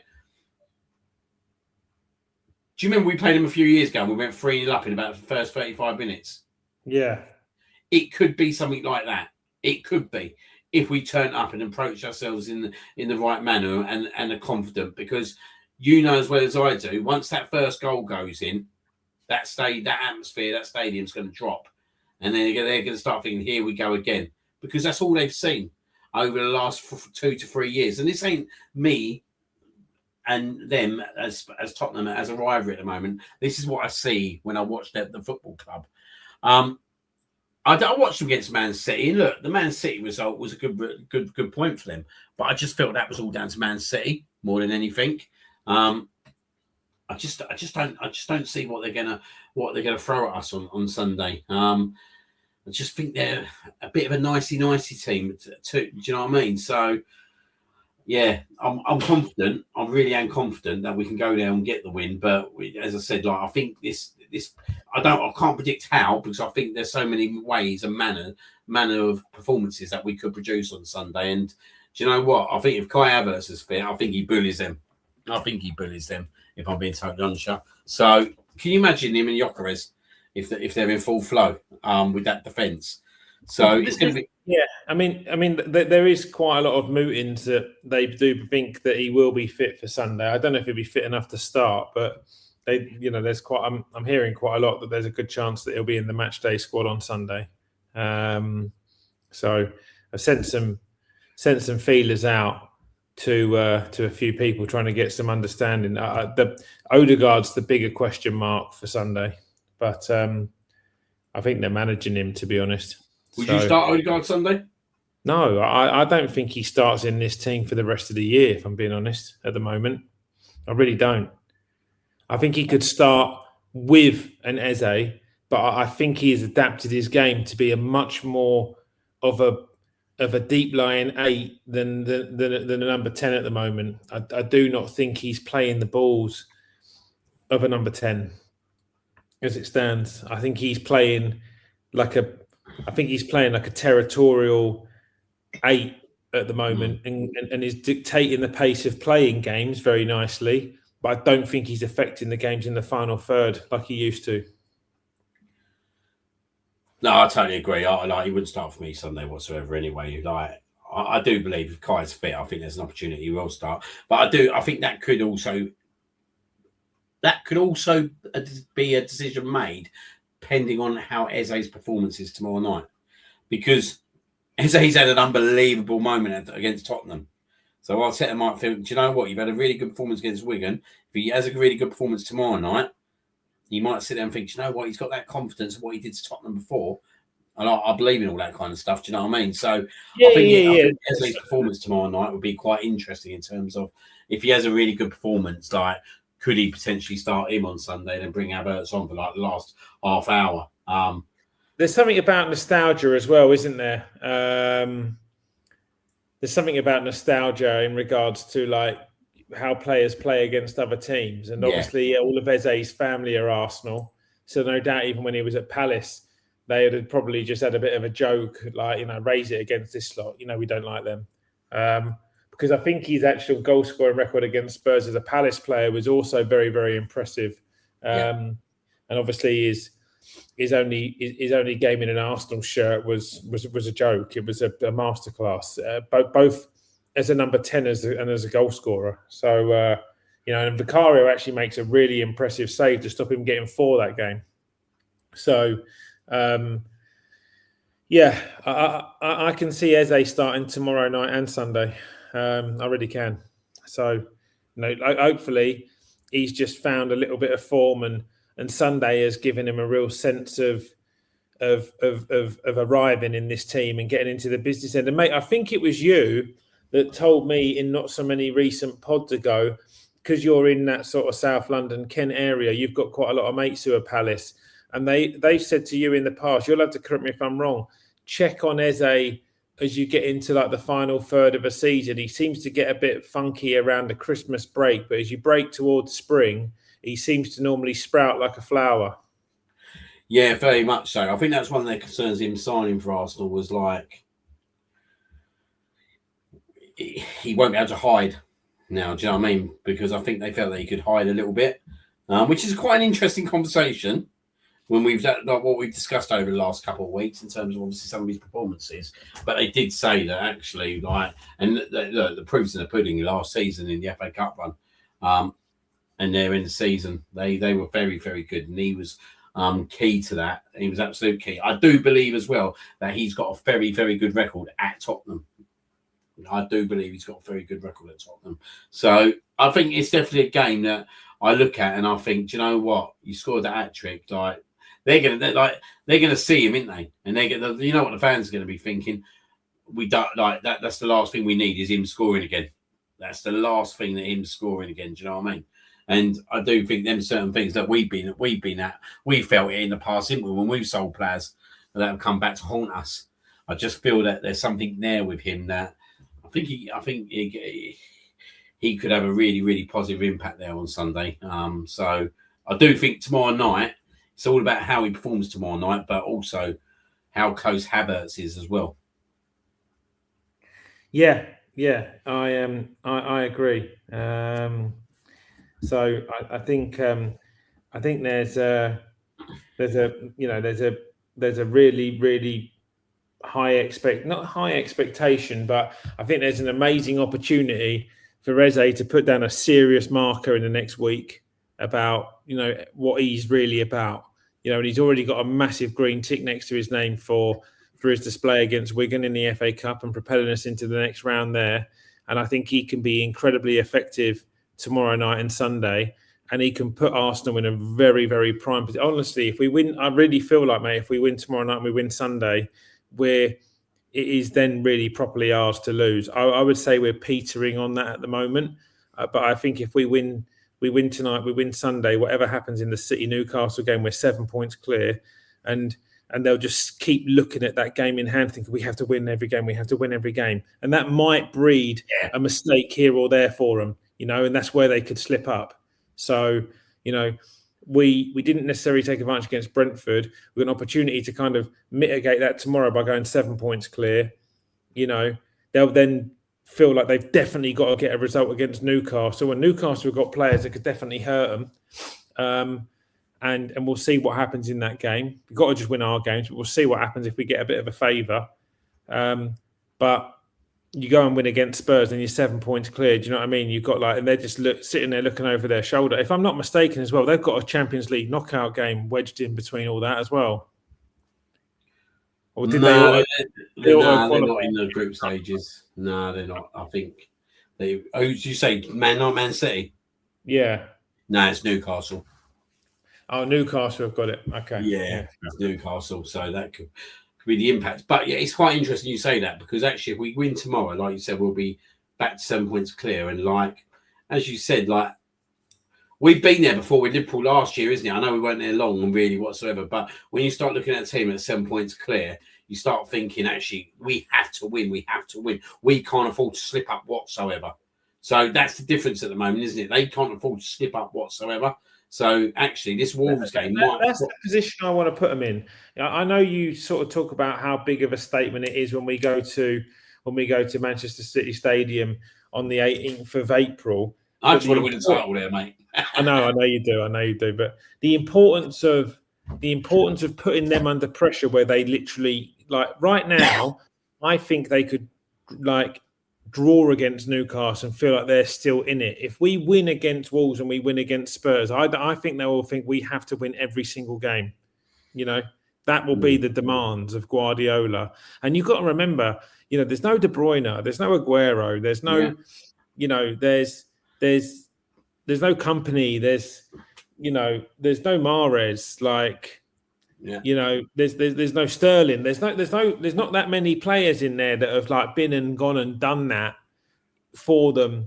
He's dealing with a bit of a rebuild, right? You've got a pack four still of O'Reilly, Gay, Kusanov, and Nuno, right? And Donnarumma. None of them have won a Premier League before. Don't get me wrong, Donnarumma's having a remarkable first season in the Premier. We both said the minute they signed him, that's going to be such an underrated signing, how good he is. And I still can't believe in today's day and age they paid 25 million quid for him. That's an incredible deal. But none of those four have been in a Premier League run-in when you're playing against opposition that are fighting for their lives, or they're fighting for European places, or you're genuinely fighting to win a title. And and Rodri's been a bit of a shadow of himself after two major injuries. And Ryan never won a Prem before, nor Semenyo, nor I don't know if Doku has or not, but they keep floating around. Cherky's in and out of the team. Foden started the season so well, he just can't even get a kick anymore, and Haaland's had such an electric start, and he's gone a bit flat, hasn't he, for the last 8 weeks in regards to how he in regards to the normal high standards you hold for him. So, he was heavily scoring ahead of the games, and now obviously he's behind. I think he's got 20 in 24, but he had 18 in 14 games. So What we want to do is put them under maximum pressure every single week, and just by beating Wolves and beating Spurs, and I know it's easier said than done, but as you just rightly said earlier, that's 20th and 17th in the league. It's not like you're asking us to go and do Chelsea and Liverpool away. No, they're two exactly. teams that are massively struggling this season at our own proper relegation battles. I think Spurs are quite comfortably stay up, but they are they are looking over their shoulder that they can't keep dropping points. So, and their form at the moment is diabolical. So,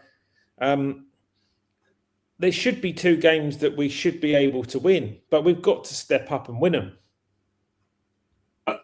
No, we did. We definitely need to step up and win these two games, and obviously there are two mass games. I'm just going to quickly go into obviously one situation that might help us out. Obviously Rodri's been pulled up, hasn't he, by the FA in terms of his comments. So, I would expect in terms of the comments that he made in terms of the refereeing that there will be some kind of suspension given to him. So that would be quite interesting as well, wouldn't it, in terms of what he will receive in terms of game ban? Because saying it's like maybe 1 or 2 games, it could be up to 3. That actually he's a key piece in terms of that team, isn't he? Massive, huge, because who would probably come in his replacement and play in the 6? I can't think who it would be. It's what's his name? The other centre midfielder they brought in. I can't think of his name. They've got someone though to go in there. But look, the standard's totally different, isn't it? Like Rodri's been there, done it, got the t-shirt. And look, I know he's not. I don't believe he's the same player as he was 2 years ago. And look, the injuries have obviously kind of crept up on him.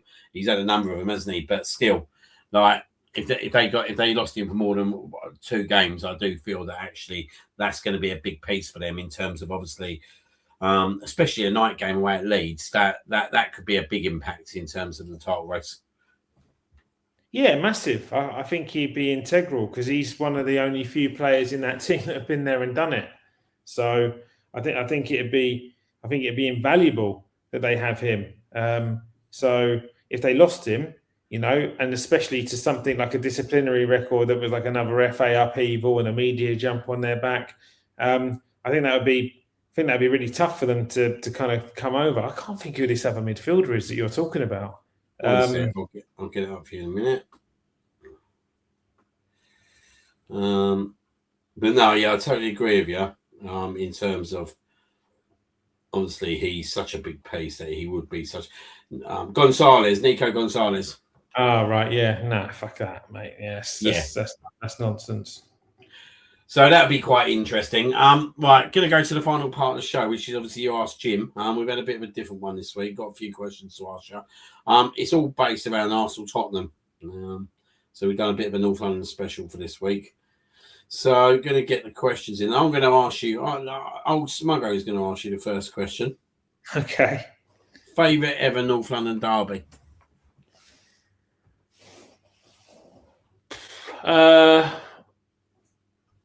Probably when we won the league at the Lane and like that just that Thierry knee slide is just so iconic, with that solo goal. It's just such an iconic moment in our history that it's just so difficult to look beyond that. But I will tell you one of my favourites.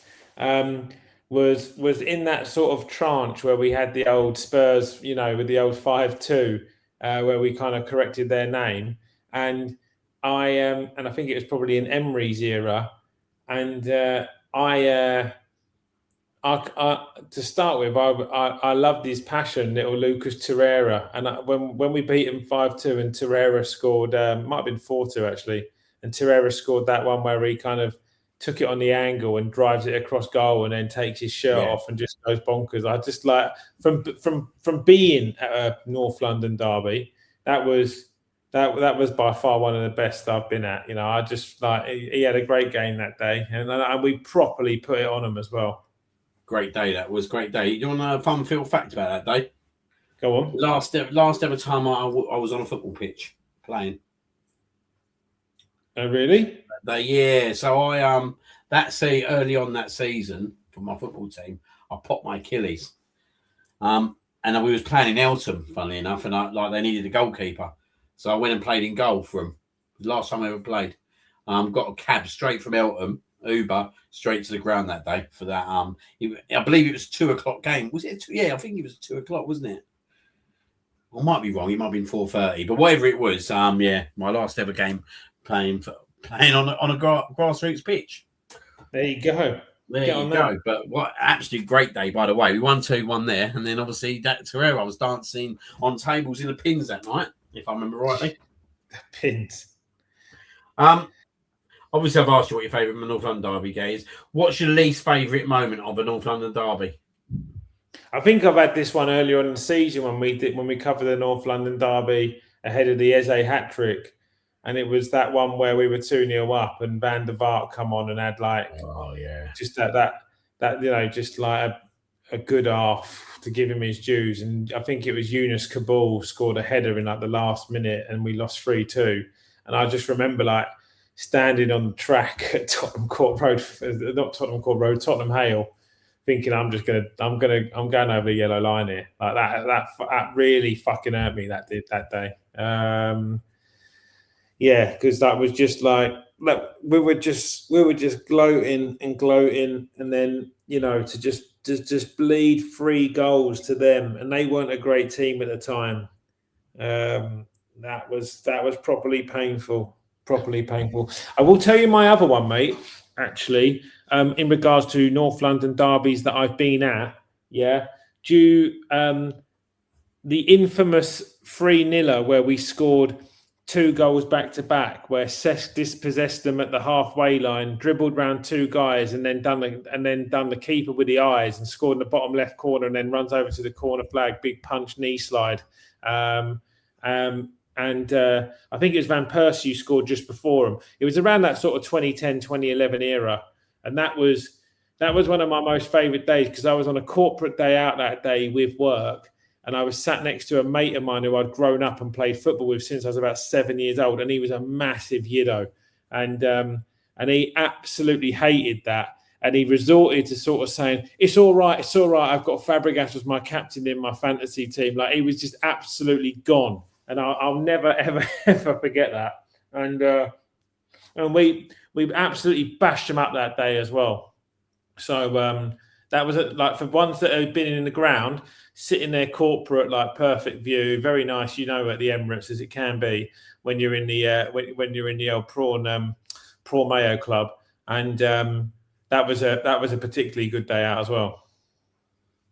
Good stuff. Next one is: do you think it could happen in the future that Spurs player could leave Spurs to join Arsenal as Pat Jennings and Sol Campbell did? Mate, to be honest, if you ask yourself that question pragmatically, even if it was viable, genuinely, what Spurs player would you take at the moment in this Arsenal side? Absolutely no one. I cannot think of one. No. I mean, and I'm not saying that to be a biased prick. I tell you what, I really rate the centre half, the lad Van der Ven. Honestly, I really, really rate him. I think he's a top player. He reminds me of the best 2 centre halves I've ever faced live. From outside of the kind of big players like Terry and Ferdinand and Carvalho and Vidic and such like. Alderweireld and Vertonghen were 2 top players, right? And he looks like, to me, he is basically the perfect hybrid of both of them. Very 2-footed, very quick, good in defence. Has got a goal in him. Plays with a lot of passion. I know he's got nutty hamstrings, but that's probably because I think he might be if he's not the fastest, mate. I think he's one of the 2 fastest clock players in the Premier League as well. Yeah. And if we ever lost a left-sided centre-back, I would, it wouldn't bother me to see him swap white to red, especially on a free. But he's the only footballer at Spurs who I can genuinely think I could warrant giving a compliment to. I honestly cannot think of another one. No, yeah, no, I think the two centre backs, to be fair, are the best two players in the team, which probably says everything. Like, I know obviously Romaro's had his discipline issues, but I think the two centre backs bail them out so much. But that being said, like when you look at their two centre backs to our two centre backs, they're just a bit unfortunate. They actually ours are better, in my opinion. But yeah, I think when I look further than the two centre backs, I'm struggling to think of absolutely anyone that I'd have in this team. And I do think as well, mind you, I think it'd be even harder for a player to kind of leave Tottenham for Arsenal and Arsenal to Tottenham with the social media world these days. Can you imagine if there was like X around when Sol Campbell left? Oh my God, yeah. I mean, my old girl's company used to do the security for his house, and they were doing like for a long time in Hertfordshire, and he lived in a very, very desolate private driveway, and they were doing 24-hour call outs at his house all the time. You know, like some of the stories that she told me in the past were just crazy. Like people just leaving feces and stuff on his doorstep and throwing stuff at his house and, you know, decimating his car and vandalizing him and like words of abuse. Like he got it, mate, hard for a very, very long time. And I would argue that probably like in the eventuality that led to that breakdown that he had, where I'll never forget when he walked off the pitch against Portsmouth for Arsenal. Do you remember where he just had like a mental breakdown? I would probably say that must have been years of all of that has contributed to that. So if you added on top of that, just the cartel of football fans that just like gyrate people now for little, for no reason, God, he would be absolutely getting it, wouldn't he? I mean, I can't imagine. I think you're right. I don't think someone nowadays can cross over and do a rival thing like that. I just think football's way too media driven now. No, I think that we got the biggest one over on Spurs this year with the Eze deal, but I think that's the only way you can get at them now in terms of a transfer, because that one obviously was quite close by all accounts in terms of him with Spurs. But yeah, I just don't think that actually nowadays would you want to put yourself at risk? Do you know what I mean? Especially if you're a Tottenham captain, like absolute massive move that was at the time. That took some Coronas. Do you know what I mean? In terms of making that move, but yeah, I don't see that one happening again in the future. Unbelievable. When you deep that is unbelievable, really, isn't it? To pull something like that, like mate, Campbell kept it all quiet as well, mate. Like, do you remember, like they had the interview, like they all thought it was about Richard Wright, didn't they? Mate, there was just absolutely like the funniest thing about the way Campbell did it, which, like I said, give him massive kudos. It absolutely no remorse. Didn't give a fuck, did he? Like, he was absolutely chill about it. Didn't give a flying Toyota, mate. Right, ideal starting 11 against Spurs. If you're the manager. Raya, Timber, Saliba, Gabriel, Calafiori, Rice, Subamendi, Eze, Martinelli, Gyökeres, Saka. Nice. And what would be your ultimate North London 11? So I think this one would be, for me, if I was picking it, it'd be like players that I know would turn up for this game as well. Wow. Assuming it's Arsenal only, and I've not got to go and like. Yeah, I'm gonna go Arsenal only if it was fun. It was both teams, but I don't want you to go sitting there talking about Tottenham teams. Yeah. I can only think of one Tottenham player I'd put in as well. Who's that? Like, Bale. Yeah. Definitely getting on the left-hand side, wasn't he? I might give this a go after you. Okay. Well, hopefully I'll give you some inspiration. Players that would get up for it would mean that you'd have to probably go Seaman in goal. Yeah. You're going down my neck of the woods now, you are.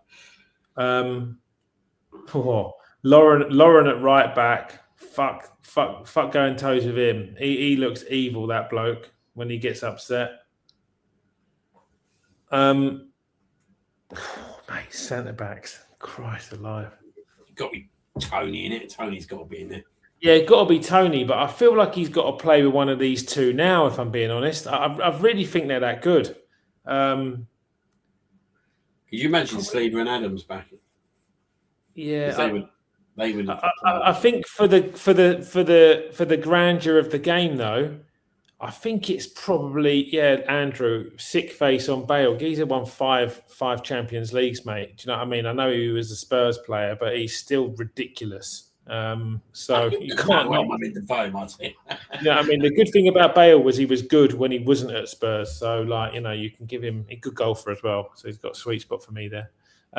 Anyway, Seaman, Laurent, Adams, mate. I'm going to go Gabriel because I think he raises it properly in big matches. Yeah, you know? I agree. And he'll hurt someone. Ashley Cole, best left back I've ever seen.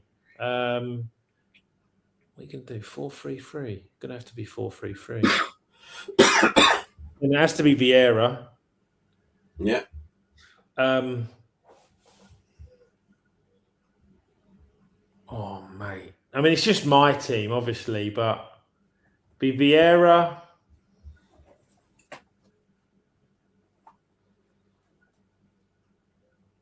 Be Vieira, Santi. No. Be Vieira, Cesc, Ozil in a free. Mate, could you imagine watching Vieira, Fabregas, and Ozil in a free? Oh my God! Christ alive! To be honest, mate, I'm going to have to pull back from that. As much as I love Mesut Ozil, Christ, I love Mesut Ozil. You want Bergkamp in there, don't you? Yeah, it'd be Vieira, Cesc. Cesc and Vieira in a double pivot would just be vulgar. And then Bergkamp in the 10. Thierry up front. Do you know who was low-key good in North London derbies? Was Lucas Podolski. I think he scored in pretty much everyone he played in. Loved it. Yeah. Right, left and right wings. I feel like this is more than left wing would be Pires. No, do you know what? Mate, I'm an older era. I've got to say, if he played for Arsenal longer, he would have got way more flowers. But I would probably play Mark Over. I think Mark Overmars would be a better left winger, like over the course of time. Mark Overmars was disgusting. Top player, mate. Top player. Mark Overmars on the left. No. Alexis Sanchez on the left. Thierry Henry through the middle. And I'm going to go Overmars on the right because I just want blistering pace up front. That's just going to hurt any defense. Yeah, you know, it's so hard, mate, in it. Do you know what I mean? There's so many special mentions there. You can't not put Pires in. You can't not do this. You can't not do that. But Mark Overmars was like, when I was a kid growing up, because I basically broke my bones like going to Arsenal. On the very first game I watched was Bergkamp's first appearance for Arsenal in Paul Ince's Inter Milan testimonial. So, like, going to Arsenal and watching basically Dennis Bergkamp, then Mark Overmars, Petit and Vieira all coming through, then watching like an electric Ian Wright for 2 years, then watching Nicholas Anelka. Honestly, mate, I felt like I felt like I've been blessed by God. Like, what has gone on here? Do you know what I mean? Yeah. Like, you know, when you hold such high standards of Arsenal now, well, when I was my boy's age, who's 9, you know, I was like, that's what I got eased into at Highbury. You know, like sitting lateral, watching that every week, mate. It was like, do you know what I mean? You weren't concentrating in school Monday to Friday. You were just thinking about, I can't wait to go to Christmas on Saturday again. Yeah, that's pretty much me now, mate. Anyway, I need to know your 11, like, because I don't think it'd be the same as mine. Big Dave in goal. Yeah, it's been calm and composure, mate. When you go to a ground like that, you need it. I'm gonna go Tony. I think I'm going to agree with the centre backs, Tony and Gabriel. Absolute Like they're the two dirtiest centre backs that you want going there, mate. So they've got the arrogance to go there, mate, and just absolutely dominate as well. So I totally agree that Ashley Cole has to be on the left back. Right back, he's tricky in it, but I think I'm going to agree with you, Lauren. I think he had some really good Tottenham moments. He could take a penalty as well. Yeah. Patrick, I'm going to go for proper steel, mate. Do you know that? I'm going to go Patrick and Gilberto. Oof. Just let Gilberto sit there and suck it all up and let Vieira just fucking steam forward on him, mate. Do you know what I mean? Absolutely love that, mate. Do you know what? I'm going to go Alexis Sanchez on the left, Bergkamp centre. I'm going to go Bukayo Saka on the right. I think he's got a really good Tottenham record, and I've seen him go to Tottenham a few times and absolutely do him. So I'm going to put Saka on the right, and obviously Thierry Henry up front. Theo Walcott's also got a very good record against Spurs. Yeah, yeah. I just fancy. Do you know what? I'd fancy Saka more at Spurs than Theo Walcott. Where Theo Walcott at home, he murdered them, didn't he? Yeah. But yeah, that's mine. So pretty much the same, mate. Apart from obviously one midfielder and one the right winger. Yeah, a few special mentions there, isn't there? Probably Petit. I mean, he played with a bit of bite. I did think about putting him in there. Yeah. He scored that, didn't I tell you someone else, mate, who like playing them? I know. Remember the old Scoop? Yeah, Perez was very good against Spurs. Hey, Perez, he had about 10, 11 goals against them, didn't he? Like, really, when you think about it, we're talking about turning up at Tottenham. He's talking about right. I'm taking Sanchez out, mate. I'm putting Perez in. Talking about right backs as well, Sagna scored a lot of goals against Spurs for a right back. You know, he scored. I nearly put him in consecutive games. He headers as well, I think. I nearly put him in, mate. And Mertesacker kept getting a goal against him as well. Do you remember? But big fucking German, mate. You can't. You can't argue with those two centre halves. Nah, mate. Yeah. Unbelievable team. I mean, the only other centre half that I was a bit stuck on, mate, was Keown, because like God, he played with some bite. Yeah. Do you know what I mean? If ever you wanted someone about him as well, he'd hurt someone. He was the first player I thought of about putting in. But when you mentioned Gabriel, I just thought actually there's not two bigger players than I'd want. Well, he got. I think has he not set the record for consecutive man of the matches in a fixture? Didn't he get 4 in a row or something against Spurs? Who's that? Gabriel. Yeah, probably. Yeah, I think so. Yeah, because Richarlison. It's 3 or 4. He keeps throwing it at Richarlison, don't he?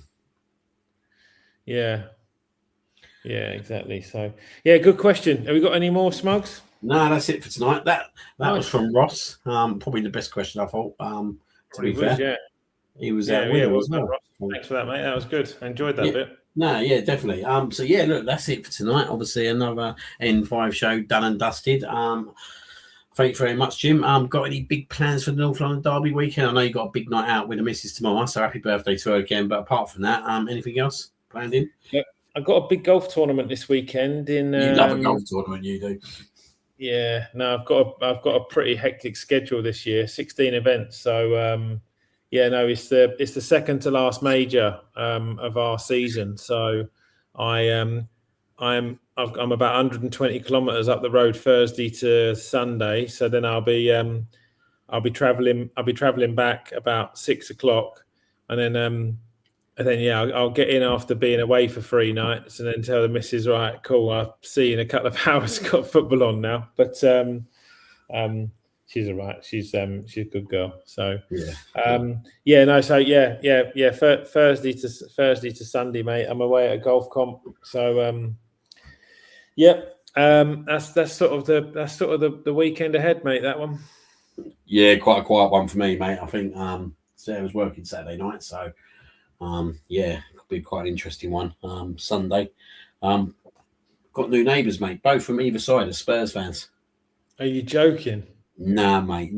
Got both of them, and the ones obviously we're attached to. Obviously, they're new neighbours, mate. He's gonna find out about me on Sunday anyway. Well, hopefully you don't find out about him. So yeah, hopefully I don't know. Well, hopefully I don't, mate. Hopefully I don't. But yeah, should be quite an exciting weekend. But Yeah, no, it'll be look, the obviously, only next 24 hours. You'll be happy taking the bins out, wouldn't it? To see if he's, do you know what I mean? So. when I, mate, I'll be in my garden, mate. I'll be like literally doing everything that I need to do in that garden for the next 2 weeks if we win on Sunday. Yeah, no. But yeah, no, thank you very much, mate. Hope you have a good week. And look, obviously, big games coming up in a week, so hopefully 6 points to the Arsenal as well. That's it. Massive 7 days, mate. Hopefully, like when we're doing next Tuesday's show, it just I've got to probably say that whilst I think we spoke, just to finish, I think we've spoken about the importance of kind of letting the handbrake off and just letting the team play and like letting the attacking football flow. And I do agree that it's probably quite integral that we do that, but really the next 7 days is just important that we get the 2 results. I think the results will allow us to then actually really be able to play some attacking football, because like we will, if we win the next 2 games, we'll be properly being chased at that point. They'll have to go out and win, and that will put us in a really strong position. And if we mirror their results all the way through to April, then actually, I know you'd like to win the league there, and the nostalgia around that would be great. But really, the importance around that City tie is like, it's more on you boys. Like, you better come and get it. Do you know what I mean? Because we've got one hand on it. And I think it's important for us to create that more so than have to go there and demand a win to like lay down a marker. I'd much rather lay down a marker in a Champions League final, if I'm being honest. Yeah, that would be a proper marker, wouldn't it, if that happened? Mate, we haven't mentioned it tonight. So I'm just going to leave you, Smuggsy, because you asked me a question. So I'm going to do one Ask Smugs. Genuinely, in the back of your mind, are you still? Is there any part of you that's remotely convinced that you think a quadruple is on? Don't even think about it. I don't think about it, mate. I honestly don't even think about it. I'll be honest with you, my full focus at the moment is literally on the Premier League. Yeah. Like, I'm not like. Do you know what? I should be excited. Well, I ain't even got a ticket yet. I'll see if I'll get a ticket next week. But I should be excited potentially with a trip to Wembley. But I'm not even thinking about it. I'm literally just so focused in on this Premier League. I think, from my personal opinion, mate, I think it's a tough ask for a team that has barely won anything over the last 22 years, apart from FA Cups, to expect them to win the quadruple is a big ask. Is it impossible? Probably not. I think I might have said to you before, I'm not sure with the amount of obviously energy we're going to put into this Premier League race, whether we'll have enough to obviously bring the Champions League alongside it. I just don't know, mate. I just don't know. I always wonder at times, well, do we need that little bit of additional extra in that team as well, i.e. the left wing? Yeah, but like, Andrew's just said, is that not everyone else trying to distract us with the quad? I hear what you're both saying, but like, the last time we got this far in the FA Cup, we went on and won it, because we've been knocked out in the 3rd or 4th round every single time since we won it under Arteta. There's only 1 game left to go in the League Cup, so that competition's kind of all but done and boxed off. And we went to a semi-final in the Champions League last year and got humbled a bit. And the Premier League you just can't ignore, like, because you're just obligated to play it. So, I'm not saying that I'm thinking that it's on, but it's kind of not on, if you know what I mean. Because it's only 1 game in the League Cup, and in the FA Cup, we've been fortunate enough to get a pretty decent tie. And then what is there? That would go down to last 8. So then you've only got 3 games left in the FA Cup to be in a final. So, well, no, if you beat Mansfield, you go to 8s, and then you've got 8s and 4s, right? So you've only got 2 games to get to a final there, and then it's a coin toss. So I was looking at the FA Cup draw last night, and actually there's some nice draws in there. That actually there's some teams that you'll sit there like, there's at least 2-3 games there where you sit there and you think, I wouldn't mind drawing either of them teams in the 6th round. If we get through, which you'd like to think we would get through. But got a question to throw back at you on that. Mm-hmm. Do you think there's a good possibility we can make the Champions League final this year? Yeah, I do. I think the way in which we play is significantly more suited for European football, which is why I think we've looked like genuinely entertaining in every single game we've played in the Champions League, whether it be against a Karat or whether it be against Bayern Munich. I don't think the standard has differed dependent on the opposition. So when people are like, "Oh, you've only beaten Karat," well, we beat Atletico Madrid, Inter Milan, and Bayern Munich. So Bayern Munich are most people's favourites, don't forget, for this tournament, and we absolutely rattled them. So I thought we had total control over the Inter Milan tie. They were Champions League finalists last year. All right, they got decimated by PSG, but they still got to a final and put a job on Barcelona over 2 games. And we were at the Atletico Madrid game, and I was just so impressed with how we played against them. So I think in cup football, the way in which we're so structured in defensively, I think teams pull their hair out trying to work out how they're going to break us down, and they step up a little bit because they're trying to get in behind us. And the minute they do that, I think we've got players that are lethal that can operate in behind. So hence, I think Gyökeres's goal scoring record in the Champions League for us is actually not talked about enough. I think it's been very, very good. What's he got, 4 in 5 or something like that? So Martinelli's record in the Champions League has been very, very impressive. Jesus has impacted Champions League games really well. So what about the English clubs? Like, there's a good likelihood that we'll bump into Manchester City in the quarterfinals. Does that worry you? No. I still think in one-tie football where it's not a league, he'll still play the same way. And you just got to worry about managing Haaland, right? I don't like Manchester City's back four is this is a weak Manchester City back four. Kusanov's keeping Ruben Dias out the side. I can't see how. It might be that they're managing his minutes and he's coming back to full fitness. We haven't seen John Stones all year. So you've got to think that he probably won't even make the England World Cup team. So I feel like we've probably got edge on them in the midfield just. Zubimendi up against Rodri. Do you think Rodri will start for Spain in the World Cup in the summer? Not at the moment, no. I think probably Zubimendi's just about got the edge on him.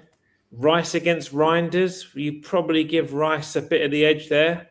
And then Eze, Odegaard, Havertz and Bernardo Silva. Bernardo Silva's a joke. He's a very, very good player, but he's also at the sort of, he's at the back end of his career. I think you made a really good point earlier, just to cap off, because I know we're over 2 hours now. But